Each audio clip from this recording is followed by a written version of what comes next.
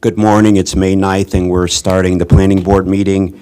The first item 1, is preliminary matters. There are 4 resolutions that we're to adopt this morning. All commissioners except Commissioner Pedowin can vote on these 4. So we'll start. The first is Springvale Terrace Sketch Plan number 320240020, MCPB number 24046. The second is Springvale Terrace Preliminary Plan number 120240030, MCPB number 27047. The third is Springvale Terrace Site Plan 820240040, MCPB number 24-048. And the last is Springvale Terrace Forest Conservation Plan F2024020, MCPB 24-049. Do I have a motion for approval? Move to approve the plans. I second. All in favor? Aye. Aye. The 3 and 1 abstained because they were away at that time. The next is approval of minutes. We have 2 minutes to approve. Minutes of April 11th, 2024 and May 2nd, 2024. Do I have a motion for approval? Move to approve the minutes for April 11th and May 2nd. I second. All in favor? Aye. Aye. They have 4-0. The next, we have 2 record plats. The first is subdivision plat number 220230610, Shivacharan, where staff is recommending approval. And the second is subdivision plat number 220240390, Woodhaven, where staff is also recommending approval. Do I have a motion for approval? Move to approve the subdivision plats. I second. All in favor? Aye. Aye. The ayes have it, 4-0. Next item is item 3, regulatory extension requests. The first is Kings Crossing Site Plan number 820240070, regulatory review extension request number 1, where staff is recommending approval of the extension request. Do I have a motion for approval? Move to approve the extension request. I second. All in favor? Aye. Aye. The ayes have it, 4-0. And the last is the 2024 Growth and Infrastructure Policy Update Working Draft, where staff is recommending approval. The working, no, we're getting ready to start that. I'm sorry. If you want to vote on that already, that's fine too. It's a short day. Yeah, sure. Yeah. Sorry about that. The next item is number 4, 2024 Growth and Infrastructure Policy Update Working Draft, where staff is recommending approval of the working draft as a public hearing draft and set May 23rd, 2024 as the public hearing date. This morning, we have the planning staff here, Darcy Buckley, Lisa Gavoni, and Hai Sue Bake to present. Welcome and good morning. So I'll, real quickly, for the record, Jason Sartori, Planning Director, and as the team is coming to the table, I just wanted to say first to the team, congratulations on this milestone. I know this is a big moment. It's been a lot of work to get here, and so I'm excited and eager for the board to get their hands on this policy. As you know, we have to update this every 4 years and send the board's recommendation along to the county council. The process that you're going to go through over the next couple of months is very similar to what we do with our master plans, in that we're asking you today to review the staff's working draft of the policy to allow us to approve that as the public hearing draft and then to set the public hearing date. I know you'll have a lot of questions. They're going to walk through all the recommendations in the policy. You'll have a lot of questions. I encourage you to ask those questions, but don't be discouraged if the answer to the questions are, we'll get back to you when we have work sessions. In part because we do want you to hear the testimony that you'll get when at the public hearing, but also because in some of the responses to your questions, it may require us to prepare some materials to be able to adequately respond to them. And so if you've got questions of clarity about something that someone's presenting today, certainly ask that. If you've got questions that might go a little bit deeper, I encourage you to ask that, but just know that you may not get the answers that you're looking for today. But we'll definitely address those in our work sessions. So with that, Can I just ask you a question about the process? And I was talking to the chairman about that. This is a working draft. I understand it's working draft that goes to the public hearing. As I sent you an email, this was mind-boggling. You guys know this kind of things, and you have different staff working on different portions of that. My brain was hurting when I was reviewing this and trying to make sense and understand everything. It was not easy. So I know that I had some questions. That some of those may be that I didn't understand the technical stuff that was there. But I'm a little bit concerned that not we approve this as a working draft. I understand it's just a working draft, but it's going to go right in front of the public, and some of it may have some impact that we really don't understand the impact that it's going to go to the public. So I do not know if this is the normal process that we just bring something that to me was huge. I don't know to the other people. That was a huge concept, and you're making a lot of recommendation, and not understanding the full aspects of its impact is a little bit hard for me to, maybe I understand after today's session and approve it to go, but I thought that it would be easier for me as a commissioner to approve something that goes out to the public to understand the impacts of it more.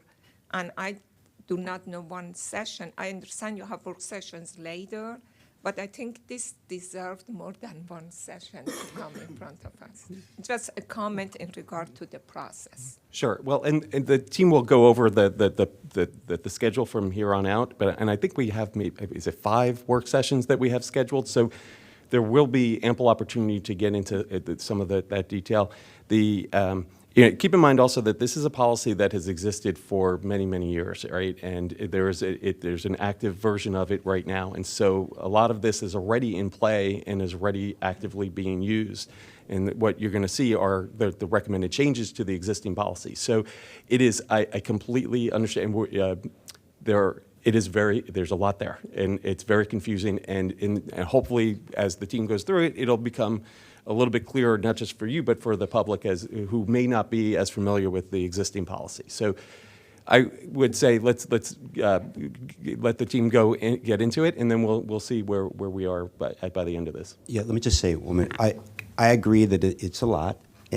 However, I'm given that this has been sort of a tradition of how we've done it, and because there's so many work sessions, and because there's a public hearing to also provide, I'm asking. I love your comment. I'm asking the board to trust the process, and that we will. Your questions and the public's questions will be addressed, and so I'd like to start the process by having staff start presenting. Okay, thank you.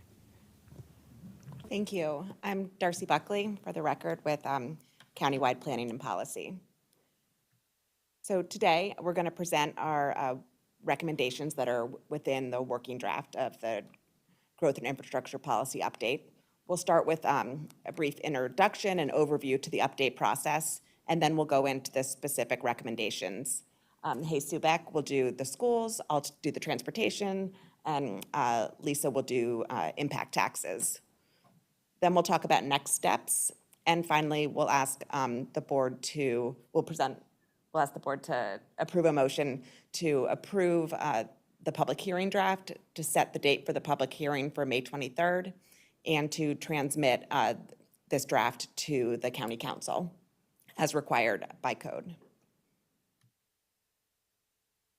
As we discussed, we were recommending May 23rd for the public hearing date, and then we've planned 5 work sessions, and in these we'll look at subjects one at a time. So we'll do one on schools, one on transportation, one on impact taxes, and then we'll have another session where we'll come back with our changes. Yes?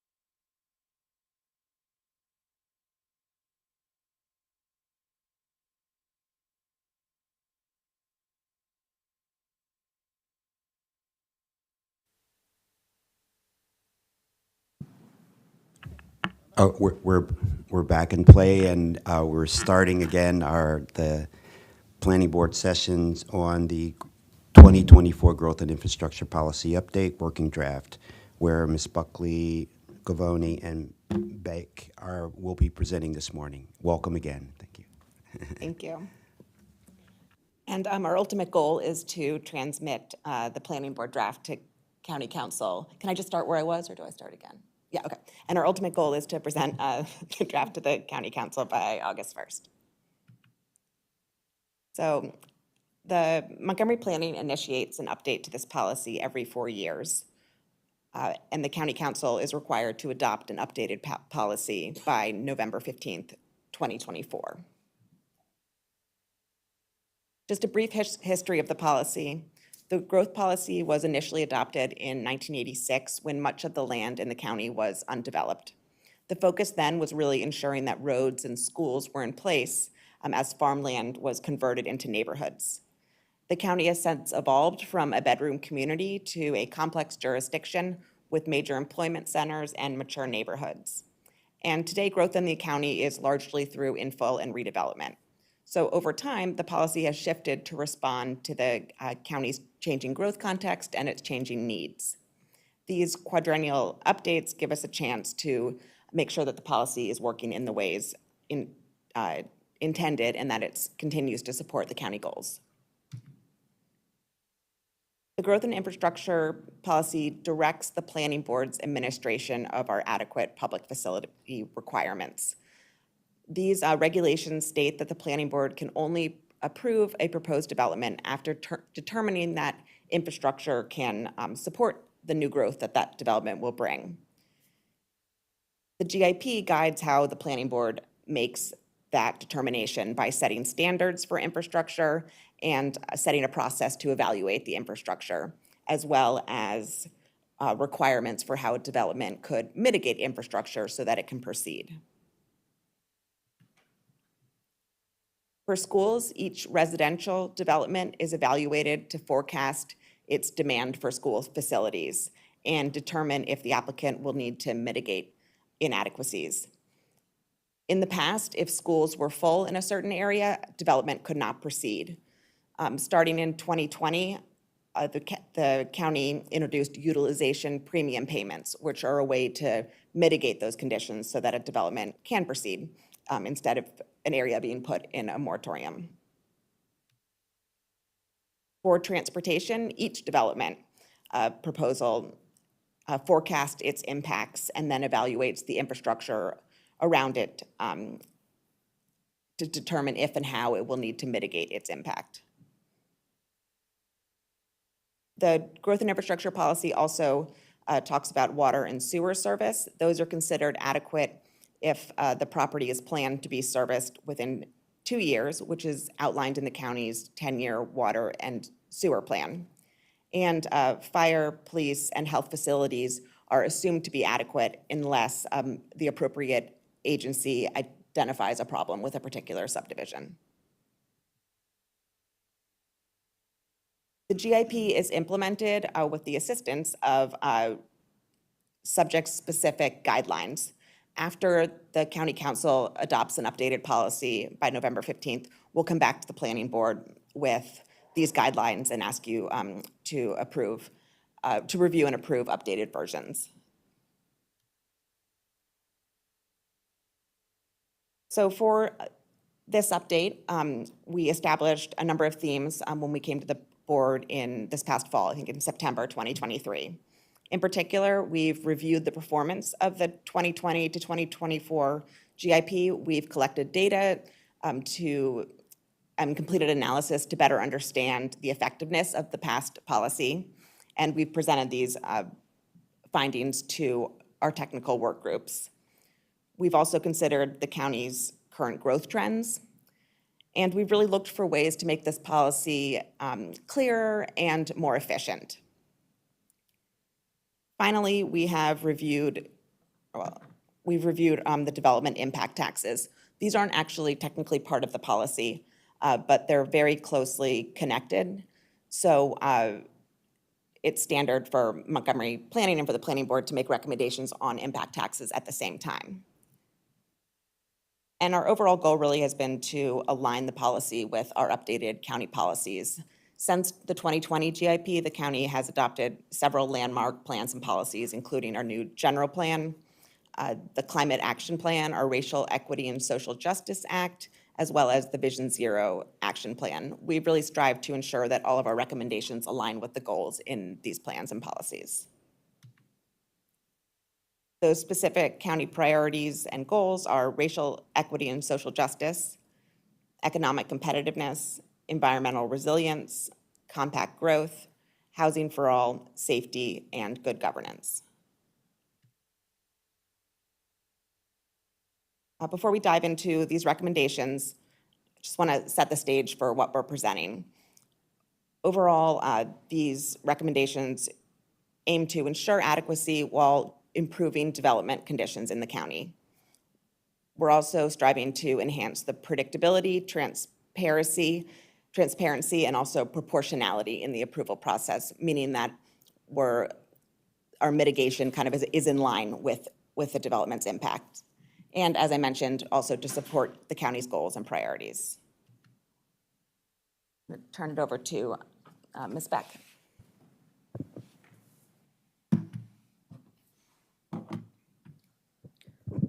Thank you, Darcy. Good morning. For the record, this is Jesus Beck, Adequate Public Facilities and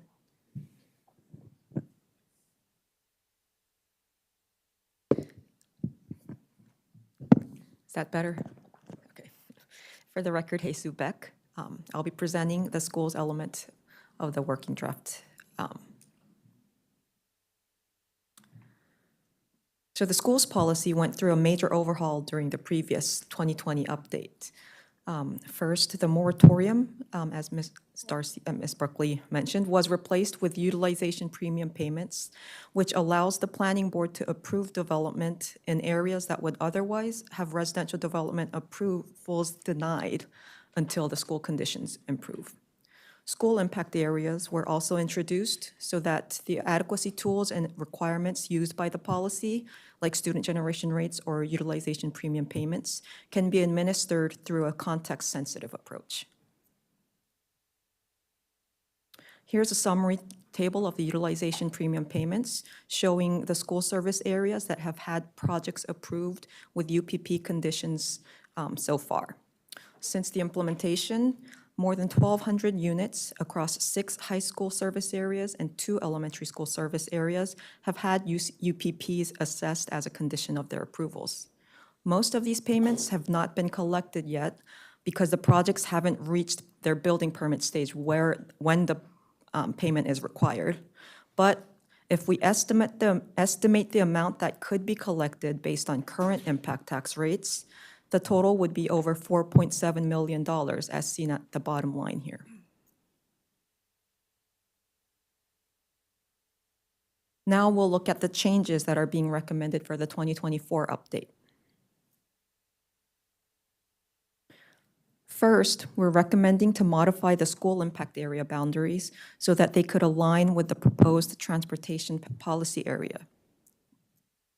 Staff analyzed the latest growth context and potential of the newly formed policy areas by the proposed boundaries to classify each policy area into infill, turnover, or greenfield impact areas.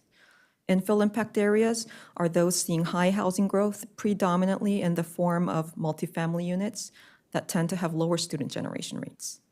Turnover impact areas are those with low housing growth, where enrollment trends are largely dependent on the turnover of existing single-family units. Here, the previous definition said where enrollment growth is largely due to turnover, but now that the countywide enrollment is slowing down, we're seeing policy areas where enrollment is declining. So the word growth is being updated to trends to capture the ebb and flowing nature of turnover enrollment. Greenfield impact areas have high housing growth, predominantly in the form of single-family units that consequently experience high enrollment growth. And to note that in the 2020 policy update, we did not find any impact areas as greenfield. So here's a diagram of how the school impact area classification was performed. It's a slight variation of the original approach used 4 years ago. The biggest difference being, again, with the enrollment growth trends changing, enrollment growth is no longer being used as an indicator because enrollment can ebb and flow. So enrollment growth in itself is hard to use as telling turnover from infill or greenfield areas, because turnover policy areas could increase or decline based on their trends. So both the Housing Growth Index and Housing Type Index analyzes each policy area's recent residential growth, unbuilt pipeline units, and future development capacity, giving each index a 30%, 20%, and 50% weight respectively.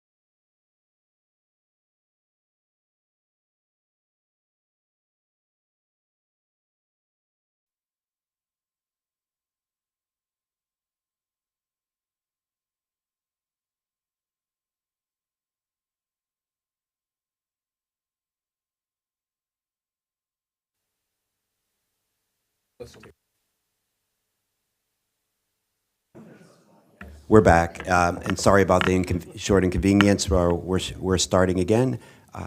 Welcome. Okay, so now going back to the index diagram. So if we look at the far left white box, if the housing growth index of a policy area, which looks at the recent growth with a 30% weight, unbuilt development pipeline with a 20% weight, and future capacity with a 50% rate, if this indicates low growth, then the policy area is classified as turnover. If the housing growth index shows high growth, then the housing type index is looked at to determine whether the growth is more multifamily oriented or single family oriented. If multifamily, the policy area is classified as infill. If single family, greenfield. Can I So jump in? Sorry to jump in with a quick question here. So the turnover impact area is largely single-family housing that contributes largely to school growth, be the fact that it's folks like me that move in, buy a 70-year-old lady's house and immediately have 3 kids. I'm the problem. Not a problem, but I am the reason for growth, is what I'm saying. And so that seems to be the largest impact for the schools in the contribution to the number of students. But it seems to be recent growth would not be very high in most of those areas because it's a turnover of existing single-family homes. The unbuilt development pipeline would also tend to be very low because there's not a lot of housing in there. We seem to artificially be presenting a low housing growth index for what is a high student generation area. That's my, the housing growth index seems to be artificially low because recent growth and unbuilt development would not be high in those areas typically. Future capacity would also, depending on how one measures it, might be higher, might be low.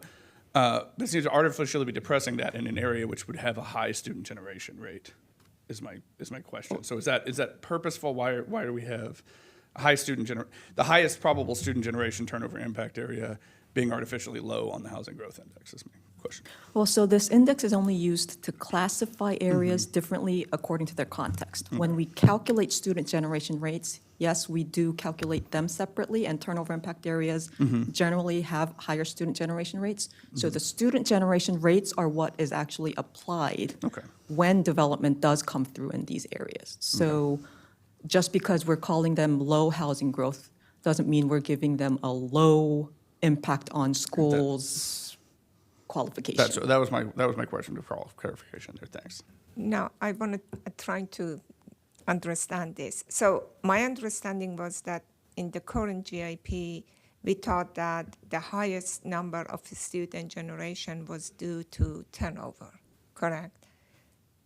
Student generation rates, correct. Yes. Is that still true?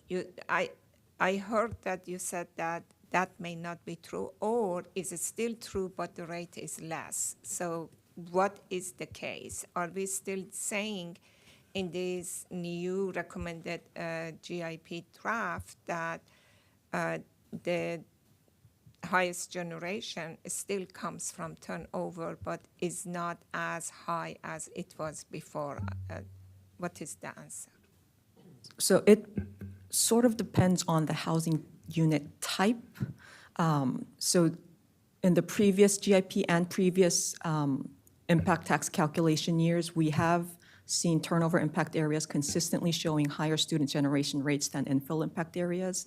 Now that the enrollment trends are changing, especially this time around, we are seeing some policy areas, actually a good number of policy areas where the enrollment went down. That is likely showing some impact on the student generation rate of turnover impact areas, and their rates have gone down relatively, but that's relatively.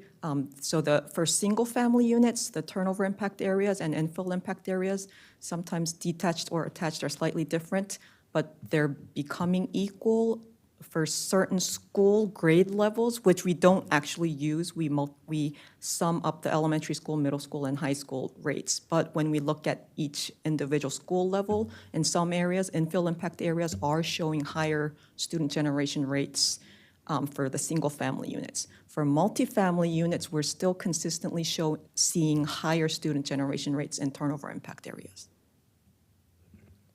Okay, thank you. Okay, so after the indexing is done, which preliminarily determines the school impact area type for each policy area, for some policy areas, we manually overrode what the results came out as. For example, all the red transportation areas, if they had not already been classified as infill, staff overwrote them as infill impact areas. Also, this time around, 2 policy areas did come out being classified as greenfield, but there was concern that there's not enough property records to compute a reliable student generation rate that could be used for future development applications, especially one of the policy areas had not seen any housing unit increase in the past 5 years. The greenfield impact area classification came based on what has been approved and what could be coming in the future. So it's hard to calculate a student generation rate when one policy area didn't see any recent growth. We'll be using the recent growth from our existing housing units from the other policy area mainly. So staff decided to overwrite these 2 policy areas to turnover so it can rely on a lot more policy areas, and we'll, for the next GIP update, we'll take a look at this again and see if there's more property records to, if we still see Greenfield being classified, we'll see if there are enough property records to calculate SGRs based on. Excuse me, out of curiosity, what were those two areas? Clarksburg East and Clarksburg West policy areas. Okay, thank you. So here's a list and map of the school impact area classification results. The list is a little small, but the bolded policy areas, which you could see standing out a little better, indicate the ones where the indexed results were overwritten. So on the left side, under infill impact areas, the bolded policy areas are red policy areas that the index turned up as turnover, which staff has overwritten to infill impact area. And the two Clarksburg East and Clarksburg West policy areas under turnover impact area is where the index classified as Greenfield. But for student generation rate calculation purposes, staff is overriding them as turnover.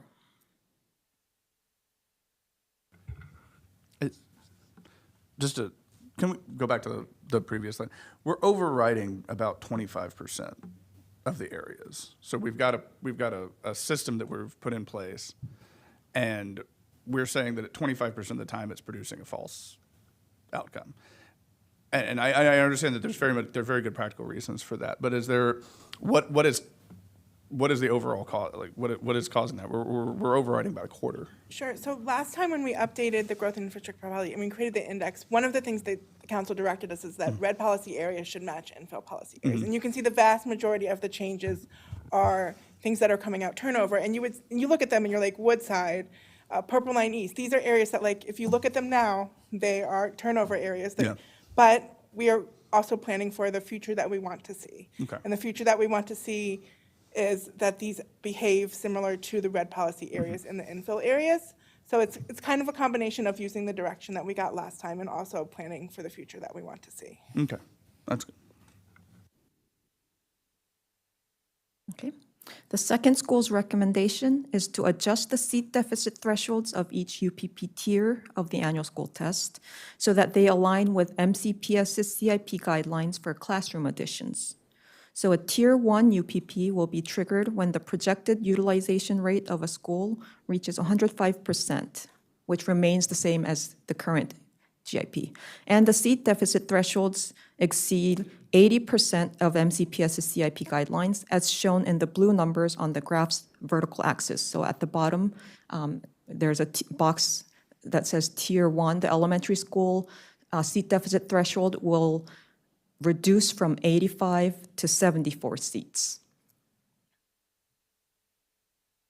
The tier 2 threshold would be 100% of MCPS's guidelines. So the numbers we're seeing in blue next to what says Tier 2, 92 seats for elementary schools, 150 seats for middle schools, 200 seats for high schools is what MCPS uses as their guidelines for when to schedule a CIP when the school is projected to be overutilized at the end of their CIP period. And Tier 3 threshold would be 120% of that MCPS's guideline.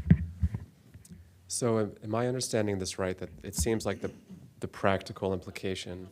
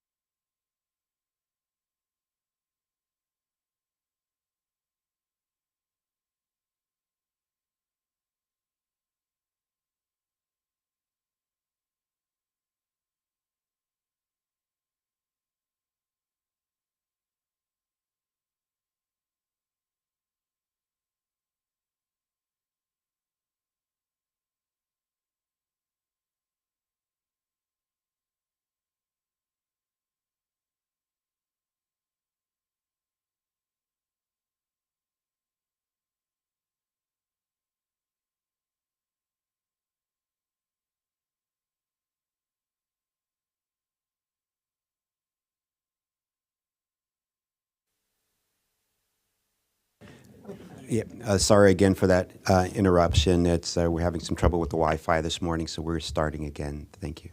Resuming, not starting again. Thank you. I just had a quick, I guess, just to make sure I understand kind of the implications of this. It seems like it's making it more likely for developments to trigger these thresholds. Is that sort of the practical implication if the deficit thresholds are being reduced kind of across the board marginally? Theoretically, they will kick in faster. I do have, I guess, result for the current FY 2024 test showing these changes. There's some impact, but minimal impact. But you are correct. Like, some schools will get triggered that weren't triggered before. Okay. So going to the next page again, this is the FY 2024 annual school test results showing the recommended changes to these seat deficit thresholds. So the schools under each tier and school level shown in black are schools that are already placed in UPP tiers. When we make these changes, if you look at the elementary schools tier 1 on the right, 2 schools are highlighted, bolded in red. Those are the 2 elementary schools that would be additionally placed under a tier 1 UPP. One thing to note, though, is even under the FY 2024 school test, these schools have very low adequacy ceilings. So if a development application, number one, these schools are unlikely to see development applications come in. But if a development application were to come through with a large amount of students being generated, even if they weren't already placed in a UPP tier, they could have triggered a next level payment level. So it's, in a way, that's a minimal impact. A development that had enough students would have triggered a payment. So when you say that reducing the deficit, like for elementary school, from 85 to 74, that means that they have more capacity, so that's less deficit. That's how I read it, that they needed 85, deficit means that they are lower than the full capacity. Is that correct? Is that Correct. so? When you lower the deficit, that means that the capacity could be a little bit more. So we're The not current changing. capacity. That's We're not changing the data of the schools. When we look at the data of the schools, let's say there was a school, elementary school, that was 80 seats over capacity, meaning they had an 80 seat deficit. Under the current adequacy thresholds, this would not automatically trigger a tier 1 UPP because it's still under the 85 seat threshold. But when we lowered the threshold, it's above the 74 seat threshold. So it would automatically be placed in a tier 1 UPP. So any development that comes in would be paying a UPP payment. Whereas if our threshold were 85, a development that generates more than that 5-seat difference would be triggering a payment. So that means that more developer may pay the UPP, Potentially utilization for those premium. 2 school areas. And I just want to clarify the terminology, right? So when we're referring to a seat deficit, that means that we have more students than seats. So we don't have enough seats. That's the deficit, is the seats. So a school that, let's just say the school has a capacity of 600 students, but they have 680 students in that school, then they have an 80-seat deficit. We might also refer to that as being 80 students over the capacity, right? So the deficit refers to we don't have enough seats for all the students there. Yeah, but you're reducing that from 85 to 74. So you're saying that instead of being 85 over capacity, now we are 74 That's right. over capacity. So to me, it means that the school is less crowded than what it was before. Right, the threshold, it will trigger, are we? It's not, yeah, no, not, Oh, okay. they're not changing the capacity of the school. They're just changing the trigger for when the developer has to Right. pay. And it will So trigger the at a lower developer will capacity. pay or sooner, right. Yeah. a Oh, you're lower- just changing the trigger. Just the Okay, trigger got for it. payment, not a low- capacity. yeah. Okay, got it. It'll trigger at a lower enrollment level.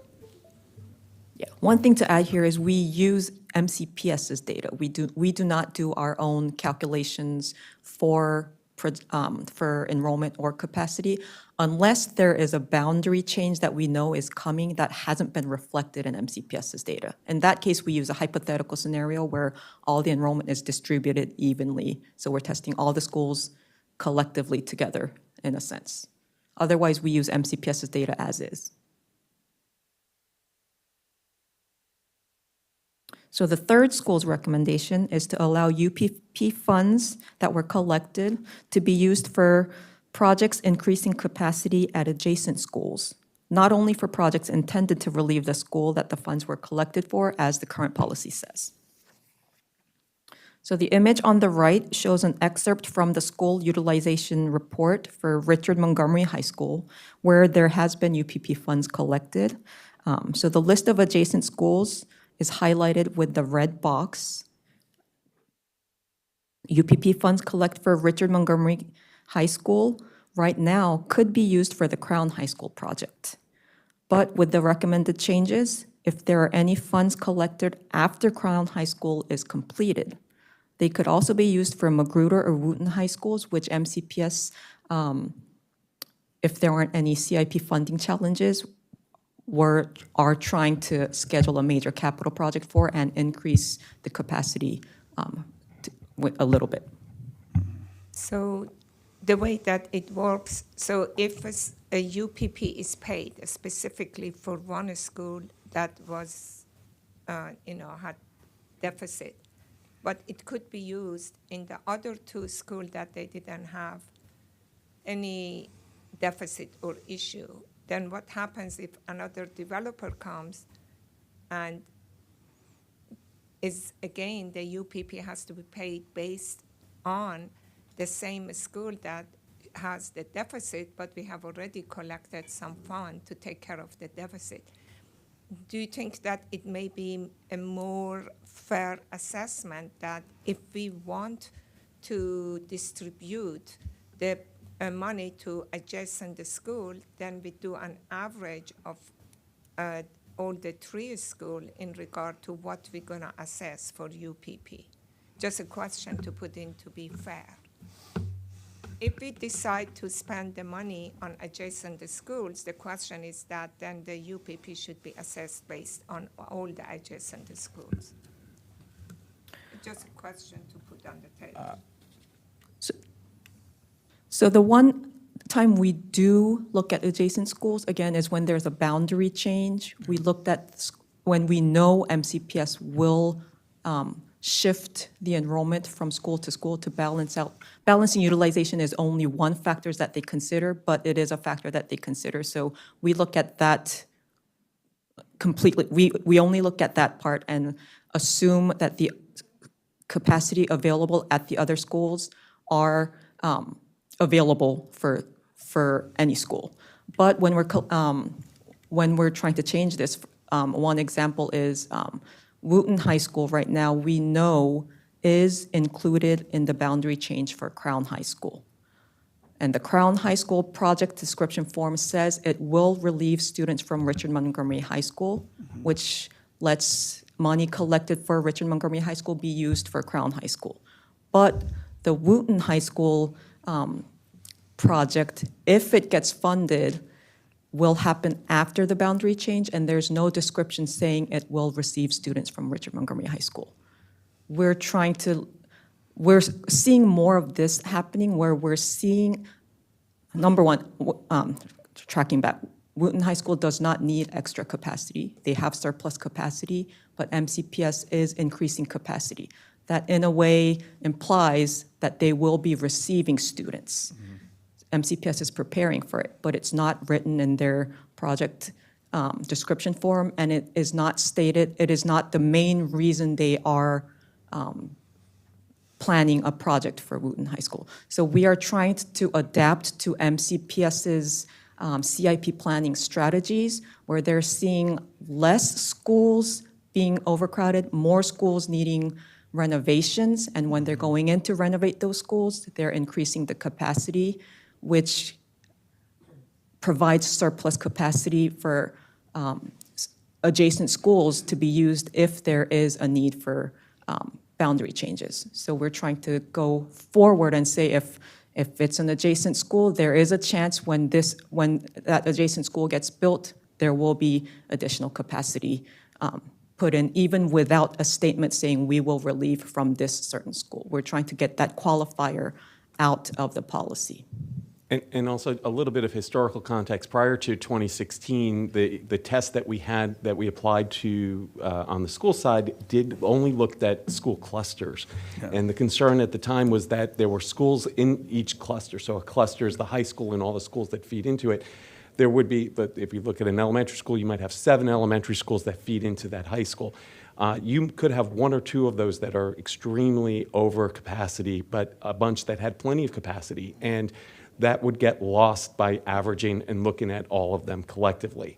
And so going into an individual school test, which is what we apply now, allows us to identify that an individual school is over capacity, but it also, the option that the staff is proposing here to allow the funds that are generated, the UPP funds that are generated to be used in adjacent schools, gives MCPS a little bit more flexibility in how they use that. Because in some cases, the school that might be over capacity, they don't have the site might have some physical restrictions that prevent them from making that school bigger. And so they may take a school that is fine from a capacity perspective and make an addition there to be able to relieve the school that is overcrowded where they can't build an addition. So it just gives them a little bit more flexibility to be able to use funds, because we don't generate a ton of money through these, but we want to know that it's not going to sit there and not be able to be used. We want it to be able to be used. I'm all for that. I understand, and I think it's a great idea. The only question that I had, that if we use the fund for another school, that school still shows that is over capacity. The next development comes, they keep paying for that project and be spending the money for something else. So it's just that I was trying to see a little bit of fairness of how we can apply that. That's the only question that I was asking. So we can come back to this during the work sessions. It seems like the interest, the comment is maybe there should be some credit given to the school that's making the payment, and we can talk about that and bring it back in the work sessions. Mm-hmm. I had a quick question too about the boundaries, the school boundaries. I mean, it seems like for much of this, even within clusters and definitely across the system, a lot of I guess my question is, what factors does MCPS consider other than utilization rate to redraw their boundaries? Because it seems like a lot of this capacity issue could be settled by just redrawing boundaries and doing it on a fairly regular basis. And everybody's nodding their head, and yes, this is an issue that we do not control. But what is their issue, and why are they not doing that? And is there any way within this policy to nudge them to make more frequent and broader changes to their own boundaries to affect utilization? From what I recall, there are 4 factors that MCPS looks at. I can't speak for them, and I understand. But one of the factors is stability in school feeder patterns. I believe that might be the one biggest reason they don't do it as frequently as we would like to see in terms of capacity relief issues. I think a couple other factors are geographic distance, and then demographics. But stability is probably the big reason they try not to do it every time they see uneven balances. And something to keep in mind, as Ms. Beck mentioned, that Crown High School, there are some pretty significant high school projects that are going to be coming online in the next few years that are going to require a pretty comprehensive boundary discussion. So I think we're going to see more of that in the near term. It's just we're going through a lot for a system that does not produce a great deal of money does produce a great deal of complexity for development issues and doesn't seem to really affect utilization rates that much. I mean, I understand why we're going through the process. I understand it's important. I'm just saying that we're not generating a lot. We have to do a lot of complex calculations, and we're not affecting the utilization rate all that much of the schools. That is mostly done by larger economic factors, which we're having minimal impact on. Just something to keep in mind as we're going through this process, that's something to consider and maybe bring up with MCPS. So the next recommendation for schools is the student generation rate categorization of stacked flats and similar housing unit types that deviate from traditional single-family or multifamily classifications. They're currently classified as multifamily low-rise for student generation rate purposes, but are often perceived as single-family attached and exhibit student generation rates similar to single-family units, attached units as well. So staff initially looked at creating a separate housing category for these unit types, but similar to the problem we ran into with the greenfield impact areas, there aren't enough property records to confidently calculate student generation rates, especially when we split them into the different impact areas. So for now, the recommendation is to reclassify stacked flats into the single-family attached category, which they are exhibiting to be more similar to in terms of student generation rates. So the last recommendation is to... Before you go that, so if we're doing the attainable housing, so we have like these duplexes, triplexes, and quadruplexes, where do they go? So that's a very, very, very interesting question. We are recommending that the attainable housing types be classified as single-family attached. Now, one of the things that we've talked about is, one, the GIP will most likely be passed before attainable housing is passed, or some form of it. Has to be the GIP has to be approved by November 15th. So it may be that we come back to this as off-cycle recommendation when we have passed attainable housing to kind of implement the recommendations of attainable housing. But without any attainable housing types, any new ones to do student generation rates of, it's really hard to classify them. But we are recommending that they be classified as at the beginning as single-family attached units. I have a question. Why this recommendation, and what will be the effect or gain? One effect right now is that we are seeing, especially in the turnover impact areas, the multifamily low-rise student generation rates have increased, multifamily student generation have increased a lot. And we looked at, that's one reason we looked into these stacked flats or alternate housing unit types, and they do show a higher student generation rates that are closer to single-family units. So when we pull these out, they will in turn decrease the student generation rate of multifamily low-rise units, which is probably the more accurate student generation rate that should be applied to true multifamily low-rise development types. You know, I'm curious that why single-family student generation rate is higher than multifamily, because you think that there are more units in multifamily than the single family. Why the student generation rate is higher? The student generation rate calculates the average number of students living in each unit, not a structure. So if a multifamily structure has 100 units, we're dividing it by the number of students that live in the structure by 100. And especially the newer multifamily structures that are built past 1990, they tend to have smaller units, less bedrooms, and the price is actually even less affordable.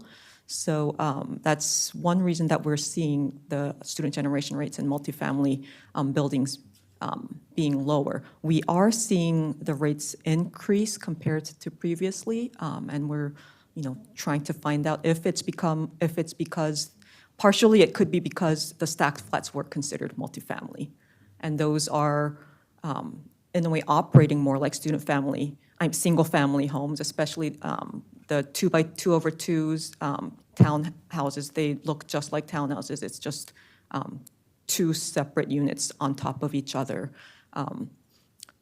But Yeah, this just is because our trend right now is that we are all pushing for a smaller square foot and multifamily. And I'm just wondering that if the trend that is going to go more, or is it that people that they have 2 or 3 children, they eventually decide that this is too small and is not comfortable, and we're going to go move in a single family. That in a few years it's going to rise the price of single families, that case, because everybody wants it, and there is no low demand in single family because we are not building it anymore. So just want to make a Just comment. curious. So most of it is, Ms. Beck said, most market rate multifamily developers, the units are typically 1-bedroom and efficiencies, right? So, so you see some of the nonprofits are building for families, and they have primarily 2 and 3 bedrooms, and so you'll probably see more generation rates that way. And then also that's why we're also incentivizing in the plan for developers to build more 2 and 3 bedrooms, and I think they're giving some incentives. So I think that it's driven by bedroom count, and these stacked flats probably can have 2 and 3 bedrooms in them. So that's Okay, so last recommendation for schools is that the early childhood program projections for now be monitored through the school utilization report, so that when their enrollment is projected to be more universal across all areas and schools in the county, that they can be included in the elementary school student generation rate calculations, and their impact on enrollment then will be adequately accounted for during development review. Right now, we're not seeing enough enrollment projections, and it's not universal across the county. So for now, we're just leaving it as starting to monitor it through the annual school utilization report. So I had asked a question regarding if it is the right time. If it is not, tell me it is not, because I think this is the end of your school presentation. Okay. My understanding, as I remember, when you do all of these student generation or whatever you calculate, you don't include private schools and private early childhood and everything. And I understand that they're not public, but they are a good major source of absorbing of some of these students, because many of these student generation rate that you put it in here, they may go to a private school. How do you account for that? Or do we completely disregard, because it's a good population. I don't know what we have many of public private daycare, we have private elementary, middle school, and high school. The only way I guess we could say we're accounting for it is the lack of public school students in areas where there is a higher rate of private schools. Generally, in wealthier areas, we do see lower student generation rates, which probably is, it's probably different factors. There are probably less families living there to begin with, but at the same time, there could be a higher rate of private school students attending. But as this policy is about adequate public facilities, we're not able to calculate the private school capacities within the facilities that we are providing as public infrastructure to developers. I would just to also add to that, there are trends that we'll see, and because we update the student generation rates every 2 years to make sure that we're applying accurate current rates in our assumptions about what new development will generate. And so, we've seen some trends, right? During the pandemic, there were a good number of people who pulled their students out of the public schools, and we saw the public school enrollment go down, or decide not to enroll their children in kindergarten in public schools, but to keep them in a private preschool that offered kindergarten. And so we saw those trends, and those numbers were reflected then in the generation rates that we would apply. And now we've kind of seen those numbers start to take back up in some ways. And so the other thing to keep in mind is that the private schools also draw students from outside of our county, right? So they've got students coming from DC or Prince George's County or Frederick County or Virginia. And so, while there could be some value in knowing the enrollment there, they're also not required to report their enrollment necessarily. And as Ms. Beck said, this is really focused on the adequacy of the public facilities. Yeah, the only thing that I was asking, I understand that it's not that easy to do, but if we're assuming that, okay, development comes and they're going to create that many students, if at the trend for the school capacity, they consider, if you use those trends, again, somehow the use of the private school comes into account in regard to capacity of schools that are available or not available. But, there are so many private schools there that I don't know. They take away. And the trend has been that, as you said, after the pandemic, people went more toward the private school. So, okay, thank you.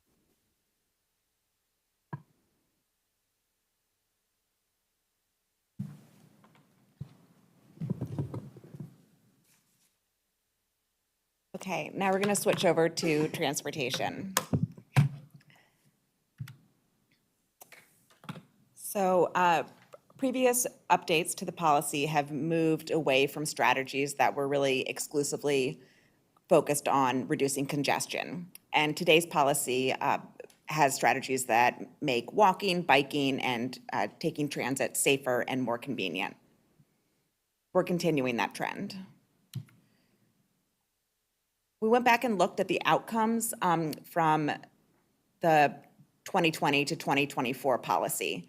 And this is just a summary of that. There were 17 plans that were required to do transportation mitigation. At the quarter, it says LATR outcomes. That's local area transportation review. It's our review process for transportation mitigation. In terms of mitigation that was conditioned as part of the plan, there was about $4.11 million in developer constructed improvements and $3.4 million in mitigation payments. The type of improvements are summarized here. If you take a look at them, you can see they're overwhelmingly bike and pedestrian and safety improvements. We didn't have any road widenings. There's one turn lane,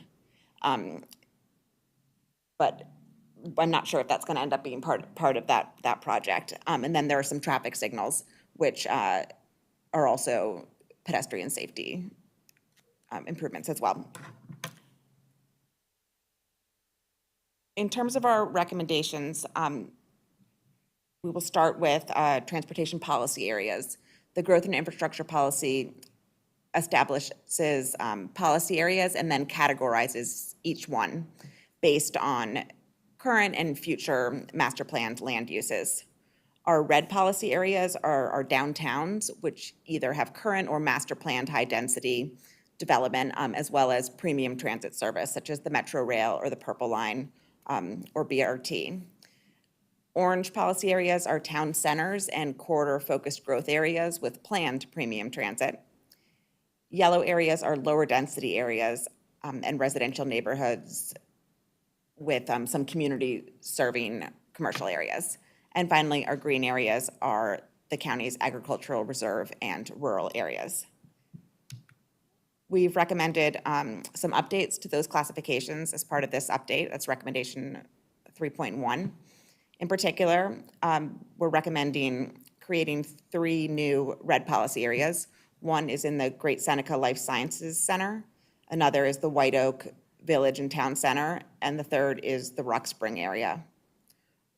We're also recommending expanding the orange classification to more policy areas, specifically those ones in our corridor-focused growth areas, Aspen Hill, the Fairland portion along US 29, the Gaithersburg area, as well as what we're now calling East Clarksburg policy area. And finally, changing Damascus from a green policy area to a yellow one.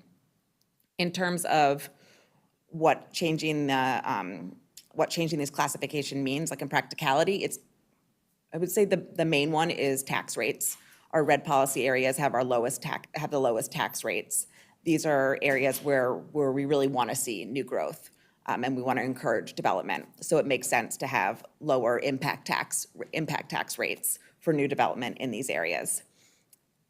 And orange is the second lowest. So again, keeping the green and yellow categorizations for areas where we expect more limited growth. This map, you can see the growth tiers from Thrive, and our new policy classifications align with those. The next set of recommendations really dives into this local area transportation review, or LATR, process. This is a technical process, and it serves as the primary guide for determining adequacy. It only addresses off-site transportation facilities, things that are along the frontage of a property or that are interior circulation or dealt with other parts of our regulatory process. In general, LATR is a series of multimodal tests, and that it evaluates conditions, identifies deficiencies, and ultimately develops a list of mitigations that will then become part of the development approval. In this drawing here, you can see the site, the kind of yellow dashed lines, that would be the frontage, and then the green and purple dots are mitigation projects. Could be widening a sidewalk or improving a crossing or fixing a curb ramp. I ask you a question here.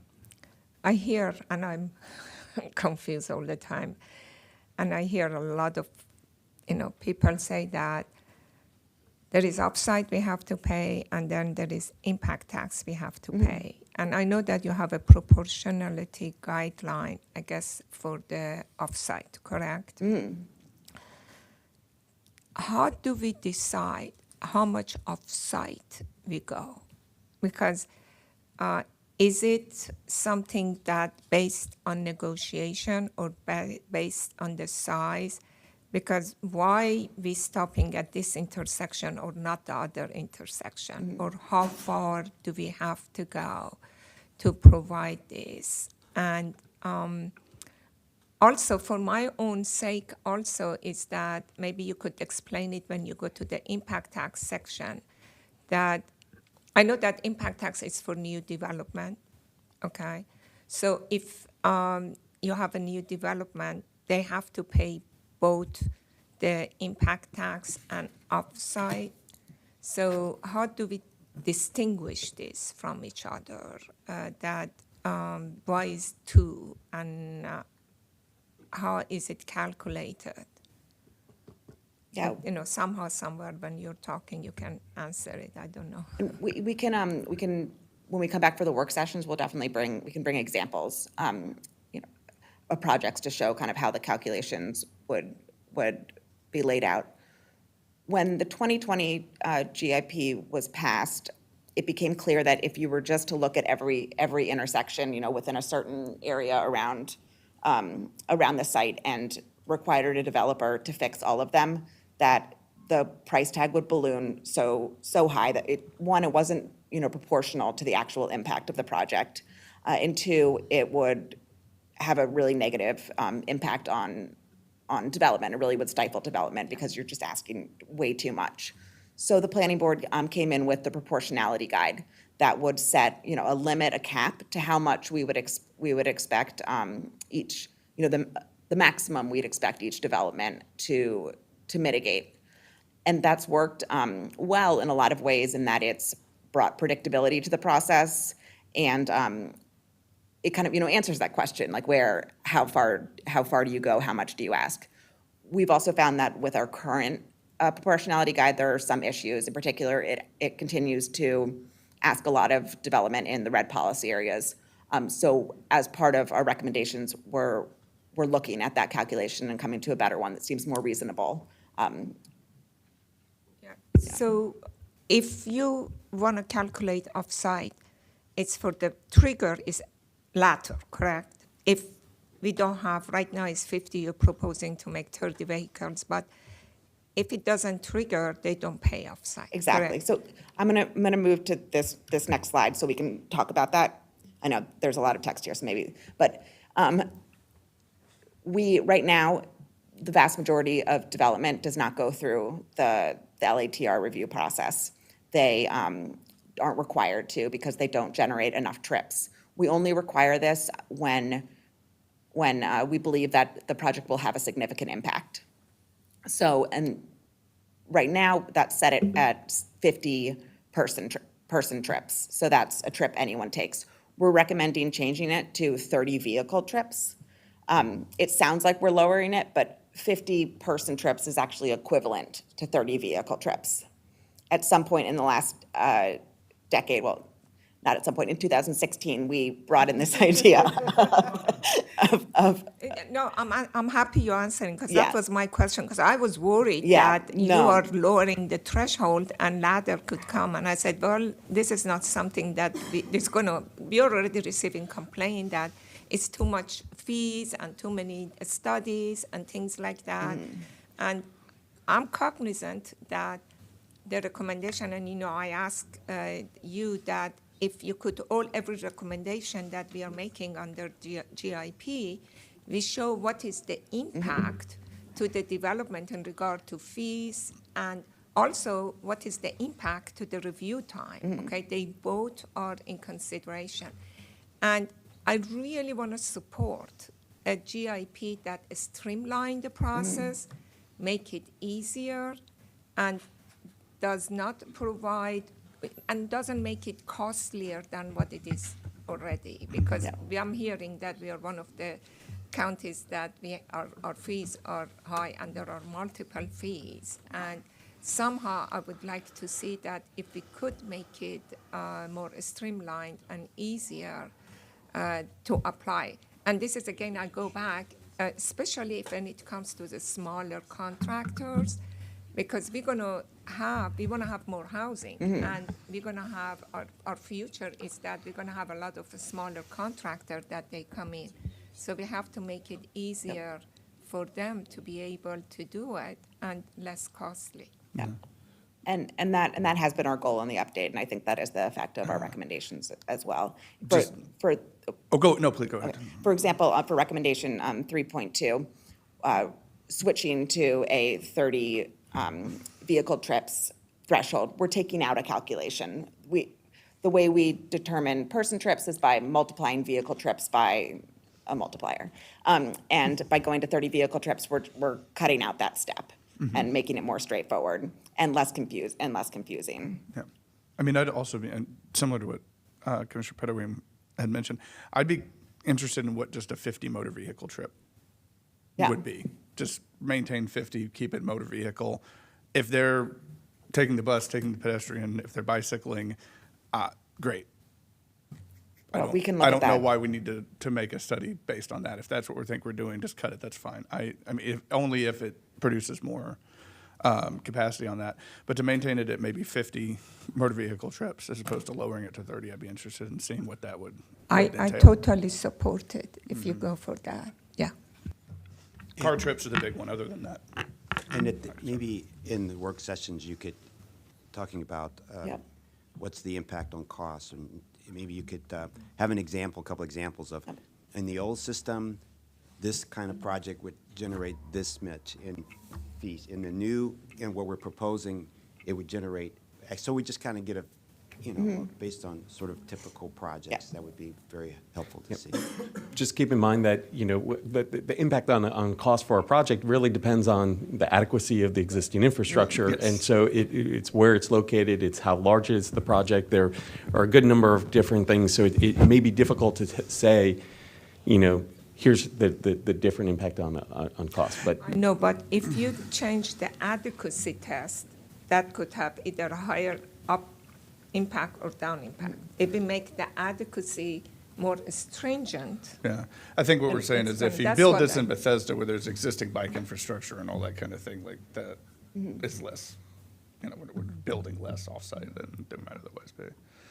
I would like to see what it is for the motor vehicles and for 50 trips. Mm-hmm. So, and how many, less on the sort of like a precise estimate of cost differentiation, but how many would be affected by. So I think the one thing we can do is we can look at the projects that triggered LATR over the past 3.5 years.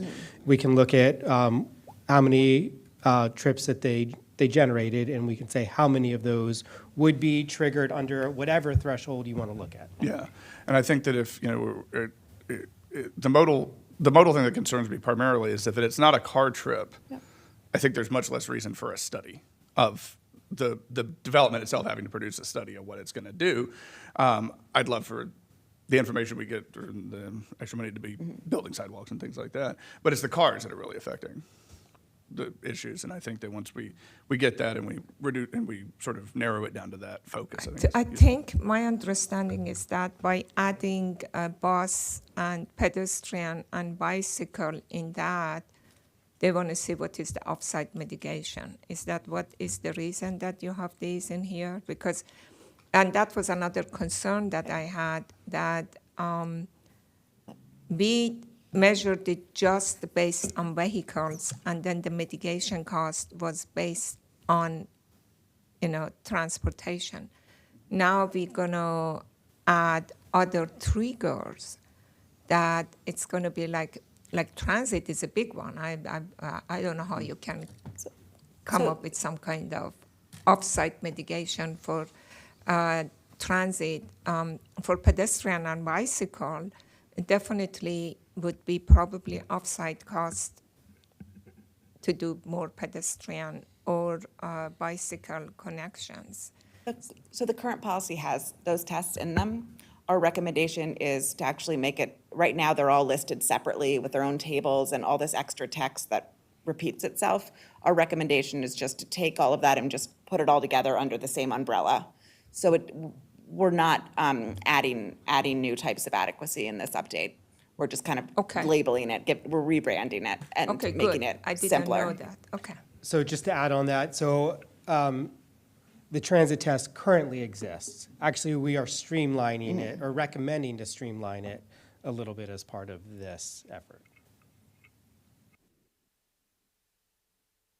And we'll talk about those tests in just a minute, but first we're going to talk motor vehicle adequacy. So motor vehicle adequacy is only required in orange, yellow, and green policy areas. Red policy areas don't have to do the motor vehicle test. The standards that we use for green and yellow areas is called critical lane volume, and that acts as a screening tool. If they're under a certain threshold, then we assume adequacy. If they're over, then they have to go do a different test, which is called the Highway Capacity Manual Average Vehicle Delay Standard. Which is vehicle per seconds. This is all done in a model, and it's technical, so the numbers don't necessarily mean, don't have like a true real-life equivalency, but the easiest way to explain it is that it takes a 15-minute period during the peak hour and looks at every type of movement you could make in an intersection, cars going every direction, whether a car just goes straight through a green light or whether you end up waiting, a cycle and a half to get through. And this is just a straight average of it. So, of all those movements in 15 minutes, the average is 59 seconds. Okay, 59 seconds per vehicle? I didn't understand exactly what that 59 is. It's per vehicle. It says seconds per. vehicles, so You know what, I wasn't sure if 59 is this, vehicles. It's an average per vehicle. but it should say, but the chart says vehicle per seconds, I which know. does not make sense, and I think that is an error. It has to be seconds per vehicle. Okay, Yeah. thank you. That's what I was going to say. Yeah, thank you for pointing that out. If the I'm going to add that throughput to our is list of 59 corrections. vehicles per second, I have no concerns I with know. the transportation issue. And, okay. Just equally worrisome. Actually, yeah, then we have a whole different set of problems we need to address, yes. I know. I say that. What does that mean? I was pulling my hair out. That's So, what that. no, Okay. Thank you for pointing that Yeah, out. but the basic issue is throughput, right? Yeah. Speed of vehicle is the Yes. standard by which we're measuring these Yes. things. And I'm a So little concerned with that in general. And so- basically, what we are doing, we're allowing more delay Yes, in the next cycle. That's what the whole thing means. it is. Okay. Thank We're you. allowing more delay before we ask the developer to look into mitigation methods. That's for the So we're not intersection. changing the conditions on the road. Got It's it. just whether the applicant needs to go into a study about how they could try and fix Yeah. Okay. the delay. I got it. In Okay. general, things that you can do to fix the delay are not things that the county is comfortable doing or that we're able to do, like widening the road or aren't things, or adding there are lots of ways you can make traffic faster, but they're not things that the county is pursuing. It's So, very good. So for example, Director Sartoria, I'm used to calling you Jason, so it's hard to call you Director. I have to think to make it happen. This impact is a positive impact. If we want to say that, how Yes. it's impacting, so we could just say that this is a positive impact, and it is a good thing that we are doing. Okay. And, sorry, and also jumping sort of off that, and you're, like you're saying, the things that increase throughput or theoretically increase throughput, like widening lanes, we don't Yeah. want to do anyway for Vision Zero purposes and things like that. Do our mitigations at the moment for traffic allow for things like bump outs, choke point, like things like that actually do reduce speed and increase safety in these areas? And I think we have had situations like that in the past, but is it something that's written into the policy, or is that something we've done with like proportionality? it's something that we're adding more explicitly to the policy Okay, as part of the Vision Zero recommendation. groovy. Great. I do want to point out here that in the draft that we shared last week, we left out Clarksburg East and Fairland Briggs Cheney. So in the public hearing draft, we'll be adding in new standards for those as well, and I put them bold in here so you see those. So one question, as we benchmark, do you benchmark against other, I don't know, we're so unique, but are you other jurisdictions and, like that are trying to sort of implement some of the same things? These numbers are, how did you come up with these? So these for the updated ones, we looked at what we already had in the policy and benchmarked them with other similar orange policy areas. So we're kind of going with what we already had. In terms of where these fit in standards, I think in the policy now, it ranges from like 80 seconds in Bethesda to, I think, the lowest one is something like 40 seconds, and that's, these are not high standards, to put it that way. These are, we're allowing for significant delay. And by like some empirical, like we've then monitored what we've recommended over the years and seeing how that, Yeah. adjusting accordingly. Okay. And just to add to that, and I think this is actually a recommendation somewhere, but one of the things that we do to help monitor is we have a travel monitoring report, and we look at a lot of the requirements in the growth and infrastructure policy and other master plans, and so we use that as a mechanism to monitor. Okay. All right, thank you. So, which brings us to recommendation 3.4, which is to establish a non-motor vehicle adequacy test. And as I said a few minutes ago, this actually isn't a new test. It's just like a repackaging of 3 separate tests for the pedestrian, the bicycle, and the bus transit systems tests, just kind of putting them under the same umbrella. So if it is not a new thing, because when I read that, I thought this is a new Yeah. thing, because you said establish. I said, okay, one more thing we are Yeah. adding in here. I think you may want to change the write-up to say what you're actually doing. I did not get from this that this was already existing. We when can I make read that, it. we can make that clearer in our next iteration, for sure.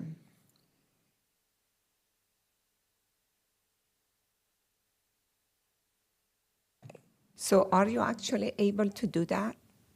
Because you're getting 3 separate modes and you want to put them under one mode.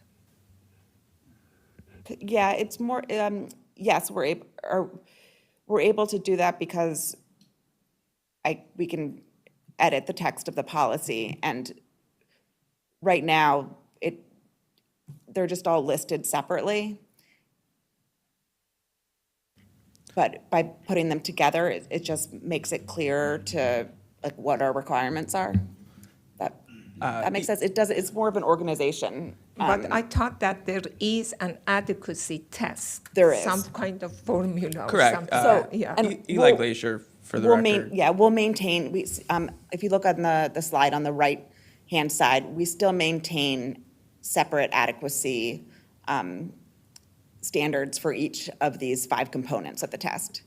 Before, there was a pedestrian test with 3 separate components, a bike test with 1 component, and a bus transit system test with 1 component. We've just put those all together and called it a non-motor vehicle So adequacy the test. test is not changing, correct? In the next recommendations, the tests are changing some. Okay. So, So we'll walk through this, Yeah. and we'll come back to it during the work sessions, but this recommendation is about streamlining. It's, Yeah. in the current growth and infrastructure policy, there's lots of different tables, they're very confusing. This is purely a streamlining thing. But there are some changes to some of the policy, or to the adequacy test that Ms. Buckley will get Yeah, into. I'm wondering that why even you have ADA. ADA has to be done because it's a law. So no project can go through without doing that. Why do we Well, even bother about it? It's probably referring to the surrounding area to see are there ADA compliant curb ramps? Are there other ADA compliant infrastructure that could potentially be addressed? Offsite. Offsite, Mm-hmm. yeah. This is all offsite. Everything being discussed is offsite. so we are modifying the test standards a bit. This, by and large, it's to make the actual, like, when the applicant goes out and does the test, we're trying to make it easier to do the test. We don't want to have a study that doesn't, have a result. So we don't want them to have to do excessive study that we then don't put to good use. This chart is just, it's really about the study area extent for the different evaluation categories. And it's based on how many new trips that the development is generating. We have reduced the size of the study area in red and orange policy areas for ADA compliance, pedestrian level of comfort, illuminance and street lighting, and we've made it a little bit bigger for the bicycle area test, because that test is, one, it's very easy to do. You can do it, kind of from a computer.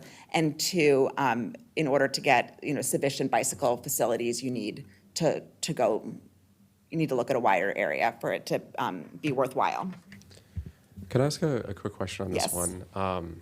I think Commissioner Petaway, I think this probably speaks a little bit to maybe the question you had before. It's like, how are we sort of understanding the geographic extent of the coverage? Yeah. And I think it makes sense what you described, extending the bicycle a little bit and bringing the others closer in. I think my question is more about using the quantity, using the estimated quantity of vehicle trips as the basis for understanding the study area for non-motor vehicle modes. I think that there's, and I say this understanding, of course, that like in many cases, staff and the applicant will negotiate typically close-in, like projects or, close-in needs. And so there typically won't be cases where we'd have to extend out further than like a quarter mile or whatever the case is. My concern, though, is that I think that there could potentially be cases where we would have a development that doesn't produce a large number of vehicle trips, and how we're measuring that is peak hour, of course. But there could be a large pedestrian need or a large pedestrian or bicycle volume coming from that same development because it's in a red policy area, for example, or near transit or whatever, or near future transit. But that we're not sort of looking, the extent of the geographic coverage is not great enough because according to this, we would only be looking, what is it, 250 feet if it's on the lower end of the vehicle trips, but maybe there's a need for, an infrastructure need beyond that based on amenities nearby, based on transit nearby, and cases like that. So I'm worried about edge cases where this could be kind of undervaluing the actual need, and where that need is. Can you think, I guess I've been thinking about this, and we can think about it more, we can talk about it more at work sessions. I'm not sure that I can think of like that hypothetical use case. Like one thing I could think of would be, if you had like a stadium development, right?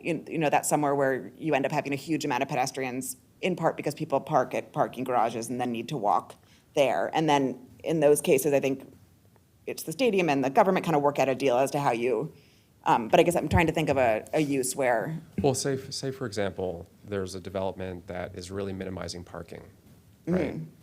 And so we don't expect a huge number of vehicle trips from that development. Although I also understand that's not really the basis. The ITE doesn't take it into account. We can get more into that. I know that we're also considering other measures in the future. So maybe this is a conversation for the next go around when maybe But potentially actually, other I measures. do understand why they're using vehicle per day. Somehow I understand this one because although that there is no car, but there is a need for transportation. Now, they're not going to use cars, but instead of the cars, they're going to be walking or biking or whatever. So if a family of 4 creates, create 2 vehicles per day or 1 vehicle per day, but they don't have a vehicle, they're still going to be, need some kind of transportation mode. That transportation mode could be walking, or it could be biking. So I could see that as an indicator that you're using in here. I have another question that I can ask. If I could, I think the way we think about the LATR is, one, it's tied, there's a rational nexus to the size of the development and the impact of that development. And that impact in the LATR, we're recommending quantifying that in terms of the motor vehicle trips. So you could quantify it in terms of the number of units, you could quantify it in any number of ways, but we're recommending quantifying it in terms of the motor vehicle trips. So the more trips, the larger the study area, because that's sort of the nexus with the requirements that we're asking of them from the study process and then also the mitigation process. But I think we think of LATR as one tool to address pedestrian, bike, transit adequacy issues across the county. I think in the hypothetical you're talking about, the county and the capital improvement program also plays a large role in getting these projects built. It's not necessarily practical to essentially put the burden for addressing all of the existing inadequacies across the county on new development. I know there seems to be agreement on that. So I think this is a situation where, with the county's foresight, we would plan and prioritize to address these issues through other processes. Yeah, and to be clear, I 100% agree. I don't think we should be placing the burden entirely on, for all the reasons we talk about. I think that my concern is that we're using quantity of trips to understand something that's not really related to the quantity of vehicle trips. And I know that that's maybe a little bit more of a philosophical discussion. And perhaps we can sort of, the next go around, maybe we'll have a different basis or a different sort of understanding of how we measure trips in general coming from developments.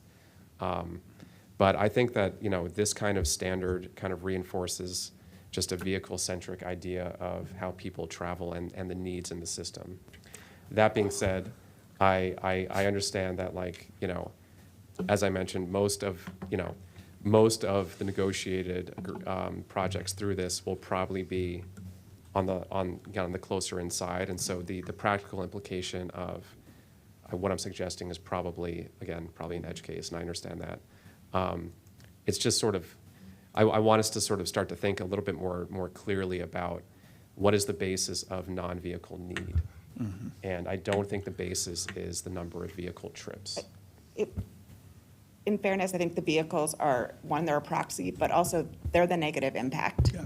So if someone has if someone's gonna bring a bunch of walking trips, we don't consider that as a negative impact or something we want to discourage. Yeah. We wouldn't want a smaller development because it would bring less walkers. Yeah. So, and that's often how developers mitigate, is by building less. Yeah. You know, not by giving the county more, it's by building Yeah. less. And we don't want them to do that for pedestrian and bike trips. No, totally. And so I'm sort of inverting that. I Yeah. think that when we think about like what do pedestrians need, it's really about adequacy. It's Yeah. not mitigating impact. I think we're saying basically the same Yeah. thing. We need to think about what they need. The impact by vehicles, of course, is dramatic. It's like infrastructure, human lives. But the impact of vehicles is, generally speaking, it's not like the absence of a sidewalk, unless, of course, we go back in time and say like, well, you know, it was built this way because we had certain standards at the time. But the lack of a sidewalk is not because of the number of vehicles, just as an example, or the lack of a curb ramp or something.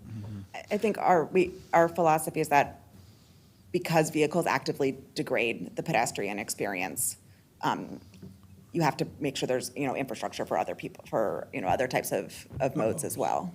Yeah. Yeah. And there's a certain- I think we're largely saying the same. Yeah, I think we are too, Yeah. so. Yeah, and there's a certain lack of elasticity too with motor vehicles. Like the amount of infrastructure, like if you're bringing more of them in, you have to expand your transportation infrastructure for the actual cars themselves. And I think that as we see this go up with this thing, we're expanding the area in which you have to mitigate for all other modes of transportation. The more cars you bring in, essentially, is what you're saying. So you're expanding that idea, which I think is good, and I think that's, you know, the way to address, you know, the negative impacts within. Yeah, with I have a cars. question in here also, is that I think it should be some indication in here in regard to proportionality of the development. Yeah. And also a priority of what mitigation would be done if the proportionality limits the amount of the work or the amount of the money would be done.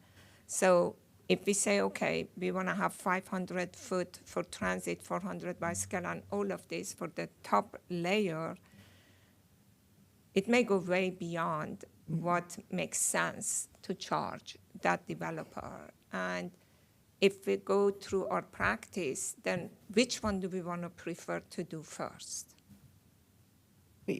I do have some language of that in the policy. Next time I bring this to you, I'll put it in the report and in the recommendations as well, so we highlight it. Okay, thank you. All right, Vision Zero and system safety. Recommendations 3.6 is to refine the Vision Zero statement to really focus on managing speed for safety. All projects with LATR studies develop Vision Zero statements. They are required to assess the roadways and propose solutions to issues on high injury networks and other safety issues. The problem with this is that applicants collect a lot of data, but typically the solutions aren't things that a private developer can implement. They need you know, the coordination with MCDOT or the state highway. However, because of our review times, it's really, you know, agencies want to do their own studies. They want to make sure that these are the right solutions. They have their own process to follow. So you can't really, it's really hard to get buy-in during our limited review time. So we're refining the statement so that, again, applicants aren't doing work that won't go anywhere, and instead asking them to really focus on managing speed for safety. And we're adding explicit language that says that, you know, with the, you know, at the discretion of MCDOT or MDOT, that a safety project could be used for mitigation. This I really like. Great. And recommendation 3.7 is to remove a reference to the safe systems adequacy test. It was just a placeholder inserted during the last update. And since that time, we have additional design guidance, like our Complete Streets Design Guideline and other related code updates that are now providing that appropriate direction. So I have a question here. On page 29, under the Vision Zero, there was this statement that we said the applicant has to prepare a statement assessing existing conditions. I'm saying that why the applicant has to assess the existing conditions and not their impact to Vision Zero, because as what you said, that's a big deal to do, but I do not know if that is something that we want the applicant to do. I think that's a fair comment, and it's something we can talk more about Okay. during our work sessions. Okay. Next is the proportionality guide. After completing all of the tests and studies, the applicant has an inventory of substandard infrastructure. And as you can imagine, sometimes the list of potential improvements can be pretty long and expensive. So this recommendation gets at how much of that list the applicant will be required to do. The Planning Board introduced a guide in 2022, and as part of the 2025 LATR guidelines update, we want to develop a kind of a different calculation. In this case, we'll be basing it on new vehicle trips to come up with a calculation that better accounts for the actual impacts of the project. And we are working on this with a transportation consultant who has lots of experience developing this type of thing for other jurisdictions. I'm really happy we are doing that, Great. because this is one of the big, issues that we hear. I have been hearing all the time. And I think that it is important that sometimes, I'm sure you know some of the developers that they complain about it, to get some of their comments while you're developing the formula, that how we could make it more fair. Yes. Yeah, thank you. 3.9 and 310 deal with our mitigation payments. The county really prefers that developers mitigate with physical improvements, meaning they actually build a sidewalk or put in a new crosswalk. However, this sometimes isn't possible. And in those cases, the county will accept a fee or a payment in lieu of construction. Today, those collected funds can be spent in the subject policy area, and for red policy areas and orange town centers, they can also be spent in adjacent policy areas. We're recommending updating the policy to allow these funds to be spent in both the subject policy area and the adjacent policy area for all policy areas. Because these are transportation dollars, transportation improvements are very expensive, and it's hard when you have small pots of money in different policy areas. So this will help the county better budget and spend them. The second recommendation is similar.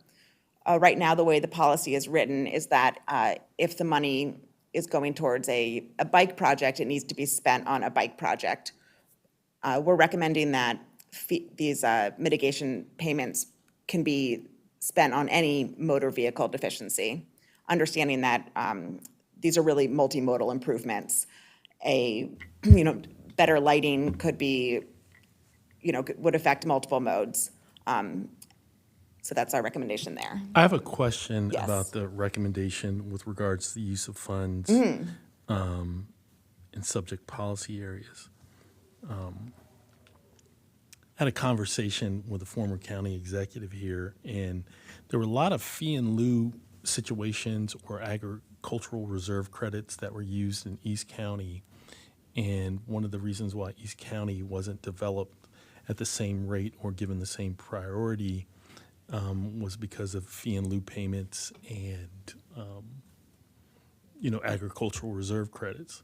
And so when we're looking at equity, right, and if someone's going to buy, or pay fee in lieu in a red policy area such as East County, I would take issue with those funds being used in adjacent policy areas that aren't red policy areas, because I think sections of the county where there were equity issues would suffer further or again if those funds weren't directly used there. How does this recommendation address that possibility? I think that's another comment that I think would be good to dive into as part of our work session. In terms of, what I also heard was like maybe an alternate recommendation that funds like from red policy areas could be spent in other red policy areas, and funds from orange policy areas could be spent in other orange policy areas. Is that? Or Well, I only- don't think any funds Okay, that would be utilized in specific red policy areas should go to any other red policy area. However, okay. in other areas that are that are not as disadvantaged, I would have no problem with those funds being used in red policy areas, but just not the opposite. Yeah, I think that's something we can go into in the work sessions. So, yeah, I appreciate that comment. Good comment. Yeah. Yeah, absolutely.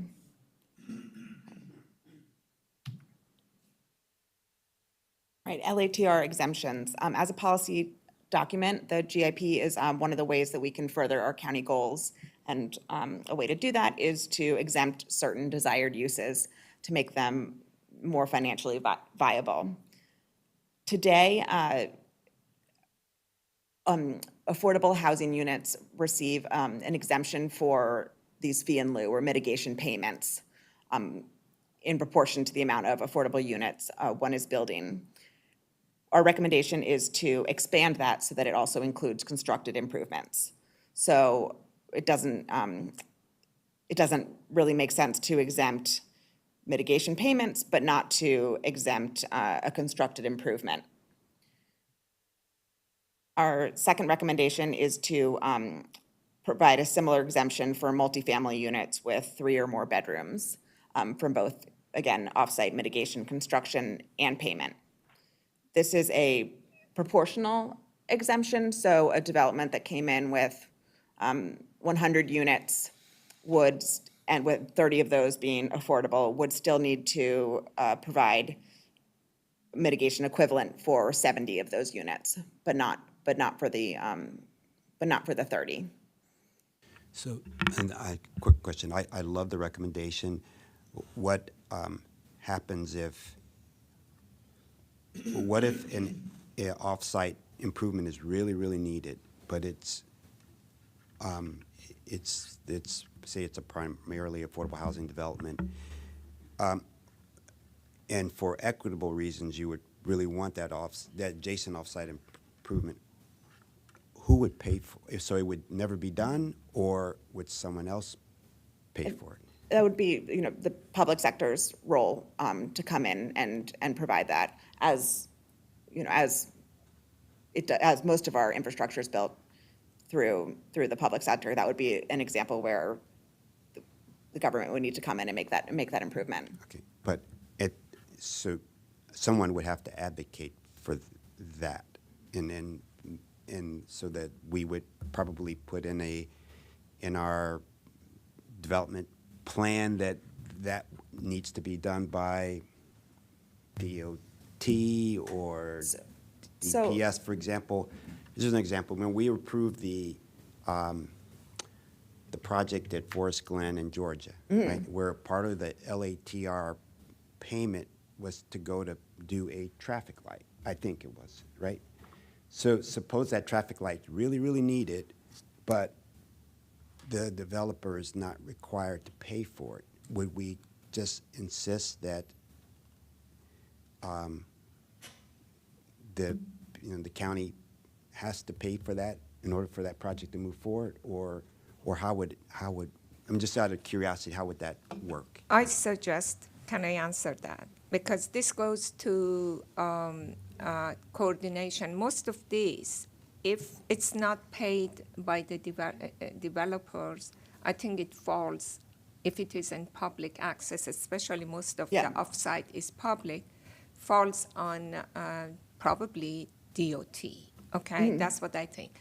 So I think that when we put these exemptions, the county council has to approve it, we need to request that they provide another capital improvement or a means of funding those offsite improvement, because then it's going to be an inequity, because you have all of these, affordable housing and not equivalent of offsite mitigation that other multifamily building may have.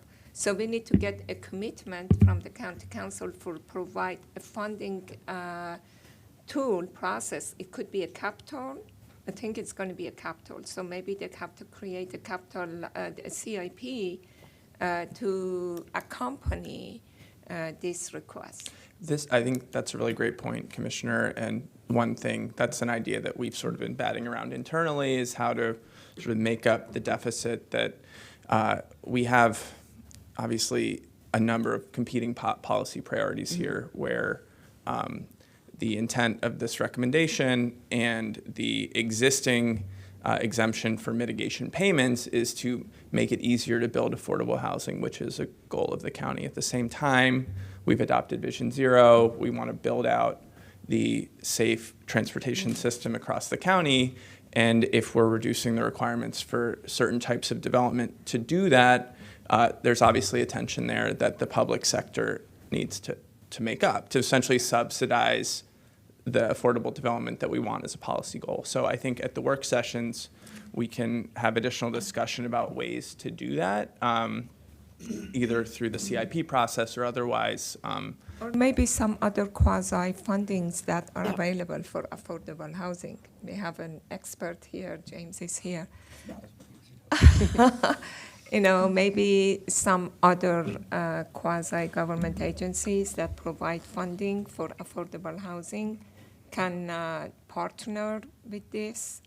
Yeah, so we'll keep going, but Yeah. just to put it on the table, it's more about the equity piece Yeah. and make sure that they also have safe, in addition to the affordable housing, they also have safe travel ways, safe other pieces like that. Okay, but all for I really love these exemptions. Okay. Two additional exemptions. One is for daycares, which would exempt them from completing an LATR study, and also extending an existing exemption for bioscience. With daycares, we've had 4 in the past 3 years that have been required to complete these studies. In the end, the amount of mitigation that we would ask is like a fraction of the cost of the study itself. And since Access is dealt with elsewhere, we don't think it's necessary to require it for these uses. Very good. So that brings an end to the LATR portion of the growth and infrastructure policy. Starting in 2020, the policy also became just the place to kind of house the county's non-auto driver mode share goals. A non-auto driver mode share, or NADMS, is it's focused on the commute trip, and it's anyone who is not like physically driving a car. So it's the percent of people who are not physically driving a car to get to their workplace, and it includes telework. Many of these goals are set in the master planning process, as there has been for years. The council directed planning during the last update to establish goals for areas without goals.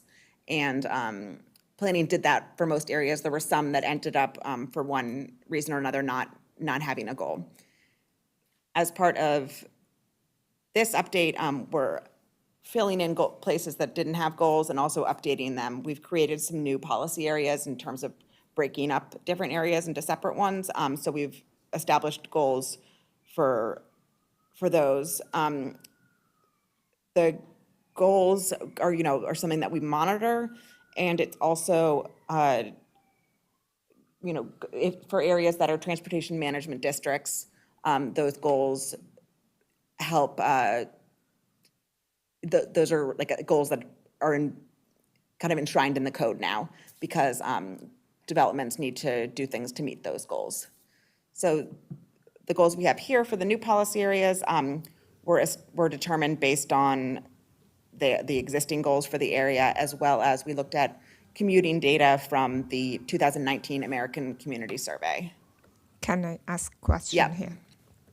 Okay, so when you say that Clarksburg East from 25% to change to 26%, the goal means that you're hoping that 26% of the commuters are non-vehicle. So they're using either bike or they are walking or you said telework, okay? So what does that mean? How do we plan to achieve this goal? Is there an indication that to achieve the 26% or 18% or 27%, this is what we are hoping to happen, that we, I don't know, for example, we add more bikeways, we add more transit, we extend this line, bus line, or we encourage more telework. What does that mean? And how can we get that? Just at 26%. So generally, and the way we've done this for many years is that these rates are set in master plans. And so they're tied to recommendations in the master plans that might improve bicycling, might recommend more transit facilities, might do all the things that you're saying. So those are our non-auto driver mode share goals that were tackled as part of master plans. We got this mandate from the council to also create goals for other areas of the county. And so the way that we tackled that, because that was outside of a master plan, is we looked at the time, what the existing actual non-auto driver mode share goal was, and we said we would add 5% to it, right? We want to have a little bit of a goal, but outside of a master plan, we don't really want to push too hard because we might not have the recommendations to get there. I know, but so are these, I know that some are master plan and some they are not, Yeah. correct? This list that we have in here, correct? Yeah, so Okay. So there the are- master plan, I understand, there is a path forward, how to reach there, hopefully, okay? But if it is not a master plan, we just say, okay, we're just hoping it happens and there is no path. There could be a path in the future one. It also has to do with what a new development is asked to do in terms of like what kind of facilities they need to provide for. I think that we should provide some kind of path, even though if it is overall, just having a goal and not have a path, how to reach to that goal is not going to serve anybody any good, in my opinion. Let's talk about this more during Okay. the work sessions. Someone remembering all of this? I didn't take a note. So I'm just going to jump through these. Here are the ones we established. Yeah, no, I'm going to write it all down. I promise. We'll be prepared.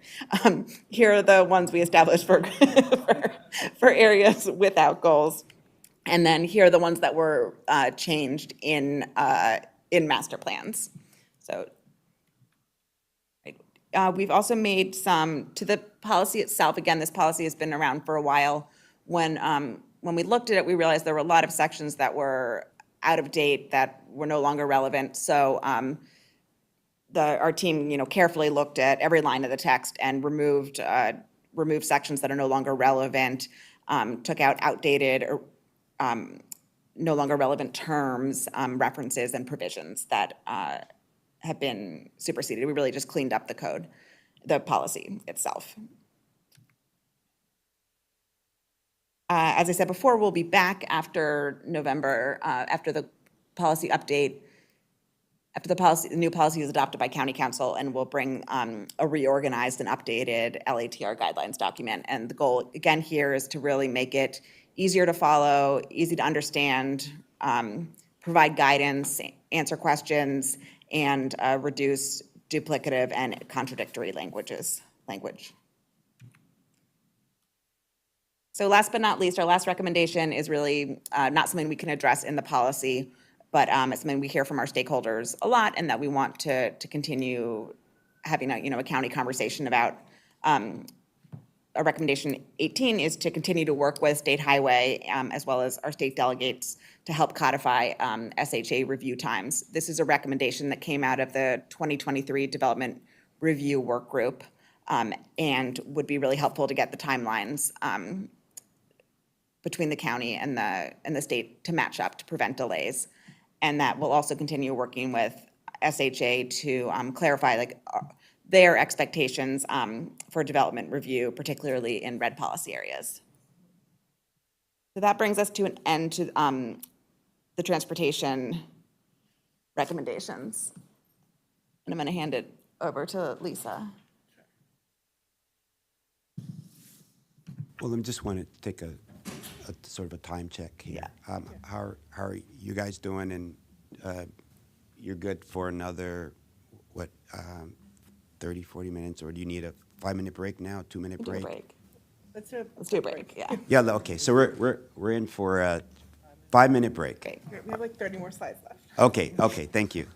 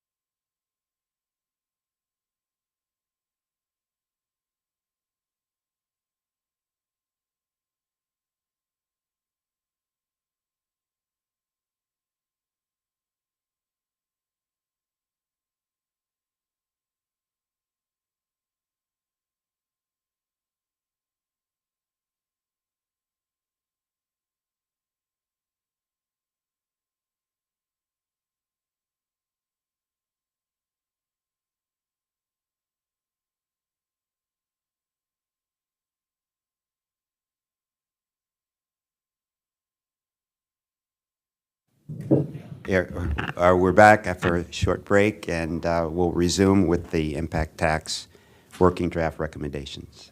Thank you, Chair. For the record, Lisa Gavoni with Countywide Planning and Policy. And today we'll talk a little bit about impact tax recommendations. So impact taxes, as we've mentioned, are not part of the GIP, but they are closely related. And the 2020 GIP really focused on crafting an impact tax policy that encouraged the production of more housing while also balancing the needs of our schools and transportation systems to be funded. And balance is the key word there. We talked about this last time, but the success of the GIP is not how much money we can extract for impact taxes. It's how successful we are at aligning this policy with our priorities, like housing for all, economic competitiveness, racial equity, and social justice, while also ensuring that our schools and transportation systems are adequate. And again, I showed this graph last time, but I think it's important to highlight just the cyclical nature of impact taxes. When we talk about down years, it's really dependent on a lot of the factors that go into if housing gets built, since these are we only get impact taxes with new development, and impact taxes they are an important funding source. They're about 4% of the transportation capital budget and 7% of the school's capital budget. And while some of the recommendations we are going to talk about today, they may result in less impact tax revenue for specific projects, but others may lead to increased revenue just by spurring more housing production by making it a little bit easier to build housing. So I'm just, for 2023, I'm just wondering, have we collected all the school, or we are still waiting to collect some, that it's less? I believe this is calendar year, so I think that this is all accounted for. Okay, so do we know why it was reduced so much? Because 21 and 22 and 23, it just shows that has been reduced. So we don't know specific reasons why projects aren't moving forward. I think a lot of it, like I said, has to do with the factors that go into if housing gets built. Higher interest rates are a big one, higher construction costs. So mostly it's for market, based on the market. It's not anything in change of policy or anything that we have done. So the only policy change that happened, and we'll talk about that in a couple of slides, is that the impact taxes did increase based on the biannual adjustment, but they were kind of, the increase was kind of smoothed out, and we'll talk about that in a couple slides if you don't mind waiting. But I think, this just kind of highlights the cyclical nature. It's really hard to predict impact taxes and when we're going to see them, and so it has implications for the transportation and schools budget too. But obviously, we don't want our impact system to be a hindrance to housing production. We want to balance those needs of increased housing production while also ensuring our transportation and school systems are adequate. The transportation has not changed drastically that much, but school has changed. That's what I was just wondering. So that's, again, for the housing, you say.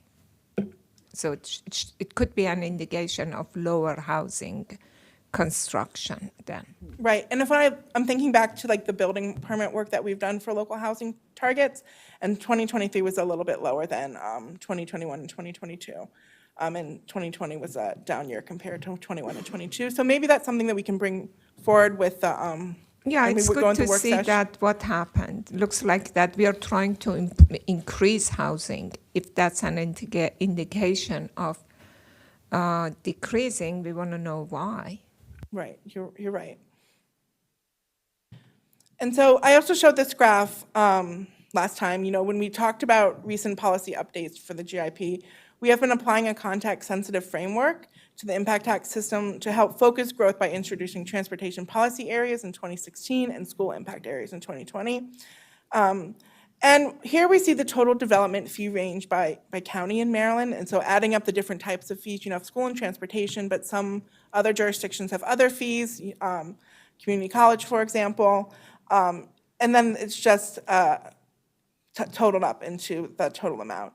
And keep in mind that there are a lot of exemptions and policies that vary widely across the jurisdictions that were hard to account for in this graph.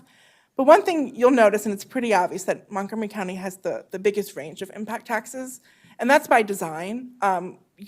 I'll click it, and you can see in infill and red policy areas like downtown Bethesda, you're relatively paying, in line with other counties.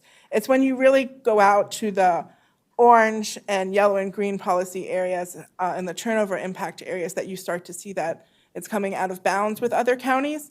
And that, I think, is, like I said, that's by design. We are trying to incentivize compact growth and where we want to see housing and where we want to see development. And I think, a lot of the recommendations that we talked about today, changing transportation policy area colors, aligning the school impact areas with the transportation policy areas will do a lot to kind of further guide that compact growth notion. So I'm sorry. Sure. This is not good for Montgomery County, really. I understand that we want to incentivize, dense housing, okay? But we shouldn't punish single-family detached or single-family attached. And the way I see that, we are out of range with any other counties in Montgomery County in regard to our fees. And that is important. We need to come in line. And this is a complaint that we have been hearing from everybody else. One of my questions was that, maybe when we come for the work session, if we do all the different fees, I do not know if you put fees in here, is it just impact tax or is it everything else that, the offsite, the UPP, utilization, I don't know, any other fees that we collect. We have to see all of those and see that how, because one of the complaints that we are getting is that we are very high. And I would like to compare it with the other jurisdictions, either in Maryland or some other in the metropolitan area. This is not good at all for us. That really, I had heard it, but now I see it. If you want to incentivize multifamily, that's perfectly fine. I'm all for that. But why should we then punish the other range? Because there are still a good number of people in the county that they want to live that way. And they shouldn't be punished for it. That's all about the tribe. Just to chime in there, and maybe in the work sessions, we can also show the map with the policy areas and overlaid with the growth tiers and Thrive. But what we're trying to do is to align these policy areas exactly with Thrive, right? The recommendations for changing, for example, some of the transportation policy areas to orange, for example, is because those areas are now considered to be corridor-focused growth areas where we want housing. But it's the green areas, the rural and agricultural areas, or even some of the yellow areas that are the limited growth areas where we're not trying to prioritize growth as much because providing infrastructure in those areas is extremely expensive. And that's why you see the higher impact tax rates for those areas. Yeah, I think that this approach really, to everything you said, I think it does align well with the goals, as you mentioned. I think it sort of prioritizes, and it also speaks to the fact that, in the closer in areas, we do and will increasingly, through attainable housing, hopefully have lots of chances for infill. I think we have a lot of capacity there that we have yet to explore and kind of realize. And on top of that, we haven't come to this yet, but I think, speaking of aligning with goals, sort of to your point that, we shouldn't necessarily punish like certain types. I really appreciate the introduction of this like 50% discount for smaller structures that are detached or attached. I think that's, as another alignment of kind of making them more attainable, trying to incentivize the type of, like if we're going to have single family or attached or detached, trying to encourage the types that, or the sizes that we want. So I think there's sort of many ways to kind of get at this idea of alignment. But I very much agree that although we certainly want a lot more housing, we need a lot more housing, we really primarily want it in the growth areas, in red policy areas, orange policy areas, near transit, near amenities. And I think this spectrum sort of speaks to that. And we'll talk through all of these recommendations during the work session. So we'll have another chance to kind of, maybe there's more exemptions or waivers that we can find that align the policy more with county priorities, then, we're certainly open to that. I think, what we're trying to do here is balance the need for new infrastructure in schools while also, incentivizing housing production. And it's not easy. I think, like you said, we've heard that our impact taxes are really high. We've heard that from our stakeholder groups, the school's technical advisory team, and we heard it from other people in our meetings. And so we'll walk through the recommendations, and maybe there's other ways that we can find that could help. Yeah, I understand. And I agree with what you're saying, Commissioner Linden. The only thing that I'm saying is that with all of those incentives and everything that we do, we come aligned with the other counties in county. Sure. Okay? But the ones that we don't provide incentive, we are completely out of range. So something should be done about that. It's just that if someone look at this and say, okay, Montgomery County is a difficult place to go. And I want to change that concept and that perception, that it's not that it is. And even though that the majority of our development doesn't happen in the green or yellow, but just this chart shows up out of place. Well, thank you for your feedback, and we'll definitely revisit that in the work sessions. So the first recommendation that we're going to talk about is the calculation of school impact taxes. So school impact taxes are calculated using student generation rates and schools construction data that Ms. Beck completes. Ooh. All right. So before 2016, school impact taxes were calculated at 90%. I hope they're not telling me to hurry up and that this is over. I have some, yeah, okay, there we go. Before 2016, school impact taxes were calculated at 90% of the cost of the seat, given at the time there were school facility payments. In 2016, with the removal of school facility payments, impact taxes were calculated at 120% of the cost of a seat. In 2020, they introduced the utilization premium payments, and the 120% of the cost of the seat was lowered to 100%. So it's actually, the impact that it's seeing at 100%. So since we are recommending continued use of the utilization premium payment for schools identified as overcrowded, the calculation we're recommending should remain at 100% at the cost of a seat. And so this is what I was talking about earlier, the cap and carryover system. So in late 2023, the expedited Bill 2523 was passed in response to anticipated higher than usual biannual impact tax adjustments. So right now, when it passed, for transportation in schools, the biannual tax rate adjustment cannot exceed 20%. And if it does exceed 20%, then the excess dollar amount must be carried over and added to the tax rate before calculating the next update. And what that does is it smooths out when we see larger than anticipated impact tax increases. So we're recommending to keep this system. It's pretty new. It hasn't even been a year. And it will also help soften any anticipated upward adjustments. So we're recommending keeping that. And then this is what Commissioner Linden was talking about earlier. The county has really tried to incentivize the production of smaller homes as a way to provide more entry-level homes. I think that we all know that impact taxes get carried on to the homeowner and to the price of the home. They're baked in. So we're recommending to offer a 50% transportation and school impact tax discount to single-family attached and detached structures that are 1,500 square feet or smaller. One quick thing on this, and I know this is something that you all are already thinking about.